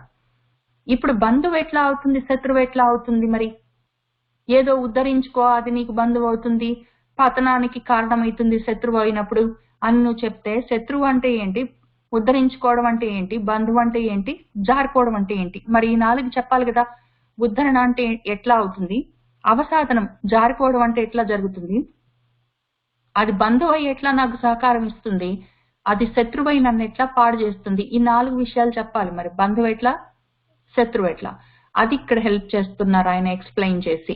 ఆయన ఏం చెప్తున్నారంటే, ముందు మనము మన 4 స్టేజెస్ ఉన్నాయి కదా, ఇంకా యోగంలోకి వెళ్ళలేదు, అక్కడ ఉన్నాము. అసలు కొంచెం యోగారూఢులం అవ్వాలి, యోగంలోకి వెళ్ళాలని ఆరురుక్షం కోరిక ఉన్నది. వాడికి ఆత్మ ఏవ ఆత్మనా జితః. ఇక్కడ ఆత్మ అన్నప్పుడు శరీరంతో కూడి ఉన్న వాడి ఇంద్రియాలు ఉన్నాయి. వాడి ఇంద్రియాలు మనసు, బుద్ధి ఇట్లాంటివి. వాడి ఇంద్రియాల్ని, మనసుని వాడు జయించాలి. వాడు అది తిందామనగానే లేచి లగెత్తుకొని వెళ్ళిపోవడం, ఏదో ఎవడో పిలుస్తున్నాడని చెప్పి ఇంకా తలకాయ కూడా దూకోకుండా చెప్పులు వేసుకొని ఉరకడం, ఇట్లాంటివన్నీ ఆ ఇంద్రియాలు లాక్కెళ్తున్నట్టు వీడు పరిగెత్తుకుంటూ వెళ్లకుండా, ఇది అవసరమా, అవసరం లేదా, చేద్దామా వద్దా, అవసరం లేకపోతే డ్రాప్ చేద్దాం అని వాడు అనుకొని ఆలోచించుకొని వాడు చేయగలిగితే వాడి ఇంద్రియాలు వాడి కంట్రోల్లో ఉంటాయి. లేకపోతే అవి ఈడ్చుకొని పోతే వీడు వాటి వెనకాల పడిపోతుంటాడు. అట్లా కాకుండా వాటిని ఆపి ముందొక నిమిషం నుంచి ప్రతి దానికి అట్లా లేచి పరిగెత్తుకుంటూ వెళ్ళిపోకూడదు అని ఆపగలిగితే వాడు జితః వాటిని జయించినట్టు కదా. వాడి ఇంద్రియాలని వాడు ఎవరైతే ఆత్మ ఏవ వాడిని వాడి ఇంద్రియాలని జితః జయిస్తే, తస్య వాడి యొక్క ఆత్మ వాడికి బంధువు అవుతుంది. అప్పుడు వాడు జయించాలి. ఈ బంధువు ఎట్లా అవుతుంది, శత్రువు ఎట్లా అవుతుంది అంటే ఇంతే, సేమ్ మ్యాటర్. దాని మీద వీడు కొంచెం కంట్రోల్ సాధించాలి. ఆ కంట్రోల్ ఎట్లా సాధించాలి, ఏదో ప్రాణాయామం చెయ్యొచ్చు, లేదా ధ్యానం చెయ్యొచ్చు, లేదా యమము నియమము అని కంట్రోల్స్, విధి నిషేధము అని ఉన్నాయి. ఇట్లాంటివన్నీ కొన్ని, శమము దమము అని ఉన్నది, ఇట్లాంటివన్నీ ఉన్నాయి. ఆ రకంగా జయించవచ్చు.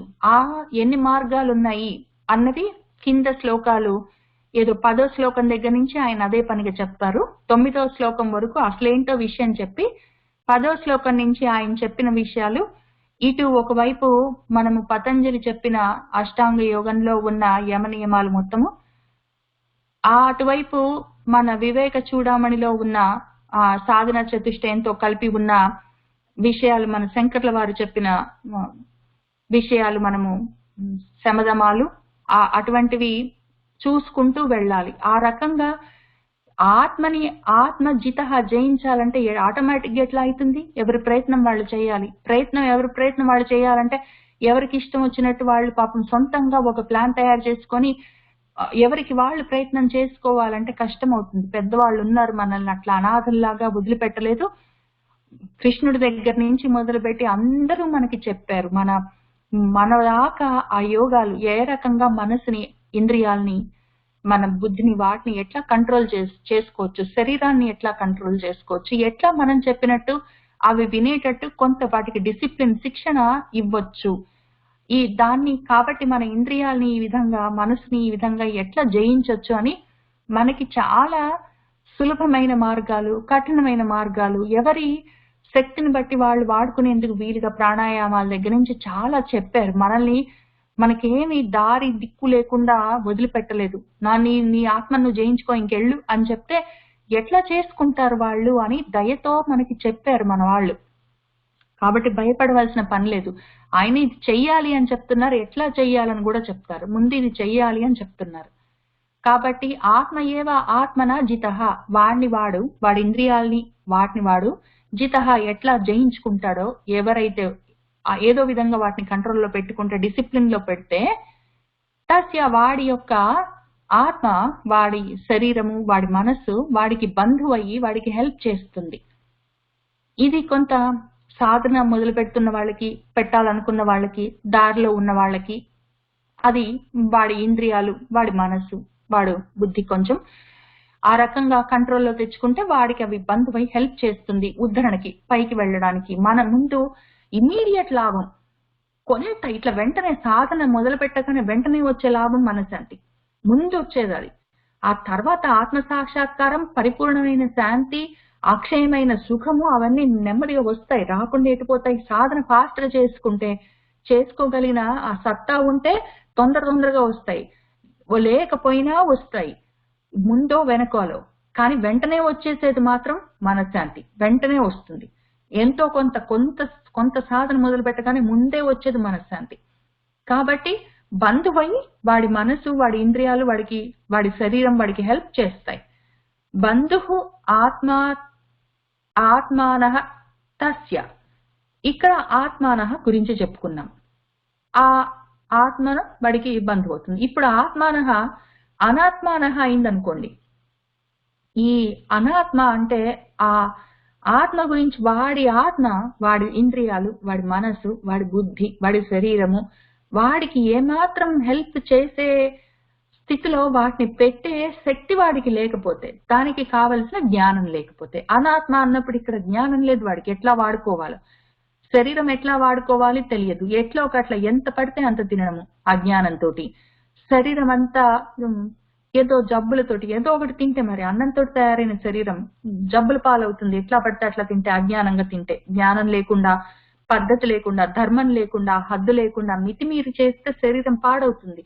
ఎంతసేపు పడుకోవాలి, ఎప్పుడు పడుకోవాలి, ఎంత చదువుకోవాలి, ఎంత తినాలి, ఎక్కడికి వెళ్ళాలి, ఎక్కడికి వెళ్ళకూడదు, ఎట్లా అసలు నిద్రపోకుండా మొండిగా కూర్చోకూడదు, ఎట్లా పొద్దస్తమానం నిద్రపోకూడదు, ఎట్లా ఎక్కువ తినకూడదు, ఎట్లా అసలు తినకుండా శరీరాన్ని ఎండగట్టకూడదు, అవన్నీ తెలుసుకోవాలి. అది లేకపోతే అది అజ్ఞానం. ఆ అజ్ఞానాన్ని ఆయన ఇక్కడ అనాత్మ అని పిలుస్తున్నారు. ఆ రకమైన జ్ఞానము ఏ లెవెల్ అయినా సరే, వాడు అప్పుడే యోగంలోకి ఇంకా వెళ్దాం అనుకుంటున్నాడు, అప్పుడే యోగంలో అడుగు పెట్టాడు, యోగంలో సగం దారికి వచ్చాడు, చివరికి వచ్చాడు, ఎవరికైనా సరే ఈ జ్ఞానం ఉండాలి. ఇది లేకపోతే వాడు అనాత్మ. అటువంటి అనాత్మకి వాడి ఆత్మ వాడు ఏ లెవెల్లో ఉన్నాడో దాన్ని బట్టి వాడి శరీరమే వాడికి శత్రువు అవుతుంది. వాడు అజ్ఞానంతో, మా గురుగారు నిద్రపోకుండా చదువుకోమన్నాడని ఇంకా బలవంతంగా కూర్చొని టీలు అవి ఇవి తాగి ఏదో ఒకటి చేసి అదే పనిగా కూర్చొని రాత్రంతా పొద్దునంతా అట్లా నిద్ర లేకుండా చేయడం, లేదా ఇంకా కడుపు కట్టుకొని అదే విధంగా ఇంకా శరీరం వినకపోయినా కూడా పస్తులు ఉండడం, లేదా ఏదో శివరాత్రి పూట పొద్దునంతా ఉపవాసం చేయాలి, రాత్రి జాగరణ చేయాలి అంటే శరీరం సహకరించదు, ఆరోగ్యం బాగాలేదు అయినా కూడా చేస్తానని మొండిగా చేయడము, ప్రాణం బాగలేదు అయినా కూడా పొద్దున పూట లేచి ఇన్నాళ్ల నుంచి పొద్దున తెల్లవారుజామున చల్లనీళ్ళ స్నానాలు చేశాను, ఇప్పుడు కూడా చేస్తాను అంటే, పెద్ద వయసు వచ్చింది, ఆరోగ్యం బాగుంది, బాగలేదు, చేస్తానంటే పట్టుదలగా చేయడం, అవన్నీ అజ్ఞానం. అటువంటి ఆ మొత్తాన్ని ఆయన అనాత్మ అంటున్నారు. ఆ రకంగా ఉంటే వాడి శరీరమే వాడికి సహకరించదు. ఇంకా శరీరాన్ని సరిగ్గా చూసుకోకుండా దాన్ని ఎట్లా పడితే అట్లా వాడుకోవడం, ఎప్పుడు పడితే అప్పుడు నిద్రలో కూర్చోవడం, ఎప్పుడు పడితే అప్పుడు చల్లనీళ్ళ స్నానాలు చేయించడం, ఎంత పడితే అంత తినడం, లేదా తినకుండా ఉండడం, ఈ రకంగా అన్ని విచిత్రంగా చేస్తే అప్పుడు అదే వాడి శరీరమే వాడికి శత్రువులాగా ఉండి, ఆ వాడి శరీరమే వాడికి శత్రువయి వాడి నాశనానికి కారణమవుతుంది. లేదా ఇదే అజ్ఞానంతో మనసు కోరికలు కంట్రోల్ చేసుకోవాలని చెప్పారు అని చెప్పి మొండిగా కష్టమైనా సరే నేను చేస్తానని చెప్పి కోరికలన్నీ మానుకోవడం. ఇప్పుడు ఏదైనా నేను ఒక పలాంటి తినదలుచుకోలేదు అని అనుకోవడం. ఎవరైనా పెట్టారంటే, లేకపోతే తెలుసో తెలియకదో పాలు తాగనన్నారు, వాళ్ళు ఏదో కూరలో కొంచెం పాలేసి చేశారంటే, అయ్యో నువ్వు అందులో వేసి చేసావా, మొత్తం నా వ్రతం చెడిపోయింది అనడం, పెద్ద గగ్గోలు పెట్టడం, ఇదంతా అజ్ఞానం. అప్పుడు వాడి మనసు ఇంకా ఎక్కువ క్షోభకి లోనవుతుంది, వాడికి శాంతి ఉండదు. అప్పుడు నేను ఇది తినను అనుకున్నాను, ఏదో అనుకోకుండా జరిగింది, తిన్నాను, మంచిది, ఒక పని అయిపోయింది అనుకుంటే మనశ్శాంతిగా ఉంటుంది. కానీ నేను తినను అనుకున్నాను, నీ వల్లే నువ్వే నాకు పెట్టావు, నాకు అందులో ఏముందో. వాడికి ఒకవేళ నిజంగా శరీరంతో వాడికి ఏదో అది పడదనుకోండి, దానివల్ల వాడికి ఏదో శరీరానికి ర్యాష్ వచ్చే అవసరం ఉందనుకోండి, అట్లాంటప్పుడు నిజంగా కూడా ఏదో పీనట్స్ తింటే కొంతమందికి, లేకపోతే పాలు తాగితే కొంతమందికి వాంతులు రావడం, ఇట్లాంటివన్నీ జరుగుతాయి. అట్లాంటప్పుడు మరి జాగ్రత్తగా ఉండాలి. కానీ లేకపోతే నేను తిననన్నాను, నేను కాఫీ తాగనన్నాను, నువ్వు చెప్పావు కాబట్టి నేను తాగాను, తాగను 2-3 సార్లు అంటే నేను పోనీ అని తాగాను, ఇప్పుడు నేను అనుకున్నాను నేను తాగకూడదు అనుకున్నాను, ఇప్పుడు నీ వల్ల నా వ్రతం చెడిపోయింది అని ఇంక వాళ్ళ మీద కోపం తెచ్చుకొని మనసంతా పాడు చేసుకుంటే అది జ్ఞానం కాదు, అది సాధన కాదు, అది యోగము కాదు. అది మనసుకు అశాంతి వైపుకి వెళ్ళిపోయిందంటే యోగం భ్రష్టుడయ్యాడని అర్థం. ఇంక వాడు అది అనాత్మ అని అర్థం. అప్పుడు వాడి మనసు వాడికి అప్పుడు శత్రువైంది. అది అల్లకల్లోలానికి నేను వద్దంటే కూడా వాడు తాగన్నాడు, 2-3 సార్లు తాగమంటే నేను ఆ కాఫీ తాగాను, ఇన్ని రోజుల నుంచి తాగలేదు, వాడు తాగమన్నాడు, నేను తాగాను. ఎంతసేపు దాని గురించి మాట్లాడతావు, ఎంత ఆలోచిస్తావు, ఎంతసేపు నీ మనసు దాని మీద ఆలోచించి అల్లకల్లోలానికి గురైంది. అప్పుడు అది నీకు శత్రువు కాలేదా, నువ్వు జారిపోలేదా నీ యోగంలో నుంచి? ఎందుకు అంత పట్టుదలలు? అప్పుడు నీ మనసే నీకు శత్రువు అవుతుంది. అప్పుడు ఆ రకంగా నీ జ్ఞానం ఏమైంది? నువ్వు దాని గురించి ఏం ఆలోచించావు? ఏదో చెయ్యాలి, అందరూ చేయమంటున్నారు కాబట్టి చేస్తున్నాను. నీ జ్ఞానం ఏమైంది? ఏదో ఎవరో ఒక ఆయన ఉన్నాడు, ఆయన ఏదో 2-3 నలుగురు ఆయనను పొద్దున్న లేచి ఆయనను చూడగానే ఏదో నాకు ఇంత కష్టం వచ్చింది అని, నేను బయటకు వెళ్ళేటప్పుడు ఆయన చూశాను, నాకు ఈ కష్టం వచ్చింది, 2-3 అనగానే నలుగురు, నాలుగోసారి ఏదో నాకు పని అనుకున్నది అయిందో కాలేదో ఆయన్ని చూశాను అనుకోవడం, వెంటనే ఆ మొహం చూశాను, నాకు ఇట్లా జరిగిందని. నీ జ్ఞానం ఏమైంది? నీకు శత్రువు కాలేదా? నిన్ను చేయలేదా? నీ యోగంలో నుంచి భ్రష్టుడివి కాలేదా? ఎక్కడ నా మనసు అల్లకల్లోలానికి గురవుతున్నది, ఎక్కడ నా శరీరము అశాంతి పాలయ్యి అది రోగాలమయమైతున్నది చూసుకొని, ఆ రకంగా పట్టుదలగా నేను చేసే పూజలు, వ్రతాలు, నోములు, ఆలోచనలు, ఆచారాలు, నేను ధర్మాలు అనుకొని చేసేవన్నీ, ఇవన్నీ ఎక్కడెక్కడ నా శరీరానికి కష్టం కలిగిస్తున్నాయి, మనసుని అల్లకల్లోలాలకి అలజడికి గురి చేస్తున్నాయి, నా జ్ఞానం జారిపోతున్నది, ఈ అతి తెలివితేటలతోటి అజ్ఞానంతో ఎదురు వాళ్ళ మనసుల్ని బాధ పెడుతూ నేను నా ఆచారాన్ని ఒక దాన్ని మెయింటైన్ చేయడం కన్నా, అవసరం లేని ఆచారాలు, పక్కన వాళ్ళని బాధ పెట్టేవి డ్రాప్ చేయడం మంచిది అనే నా జ్ఞానం నాకు చెప్పకపోతే అది నన్ను ఏం చేస్తున్నది? శత్రువై నన్ను జార్ చేస్తున్నది అని చూసుకోవాలి. ఎక్కడిదక్కడ చూసుకోవాలి. మళ్ళీ చేంజెస్ చేసుకోవాలి. మన లైఫ్ స్టైల్ చేంజెస్ చేసుకోవాలి. మనం వేసుకుంటున్న బట్టలు, మనం తింటున్న తిండి, మనం మాట్లాడే మాటలు, మన ఆలోచనలు ఏవైనా సరే నా మనసుకి శాంతి లేకుండా చేస్తున్నాయి, పక్క వాడిని ఇబ్బంది పెడుతున్నాయి అనగానే మార్చడానికి వెంటనే రెడీగా లేకపోతే అది అనాత్మ. అప్పుడు అదే నాకు శత్రువు అవుతుంది. వద్దు అన్న వ్రతాలు, నోములు, పూజలు కష్టము, శరీరంతో కష్టమైనా చేస్తాను అని మొండిగా చేస్తే ఆ శత్రువు, నా ఆత్మ నాకు శత్రువు అవుతుంది.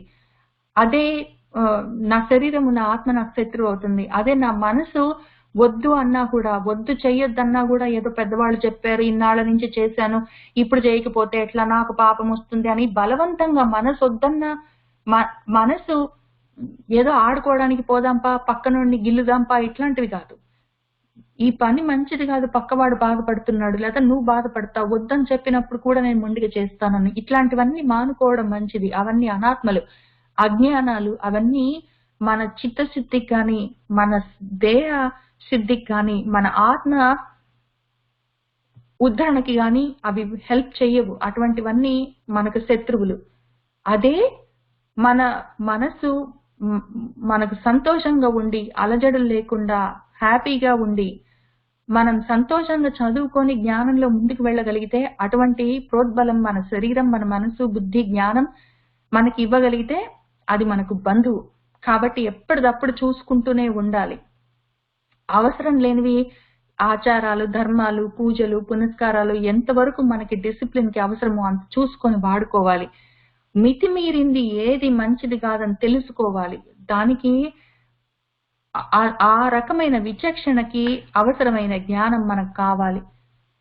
బంధుః ఆత్మ ఆత్మనః తస్య ఏన ఆత్మ ఏవ ఆత్మనా జితః అనాత్మనః తు శత్రుత్వే వర్తేత ఆత్మ ఏవ శత్రువత్ అని ఇక్కడికి వాటికి ఆపుదాము.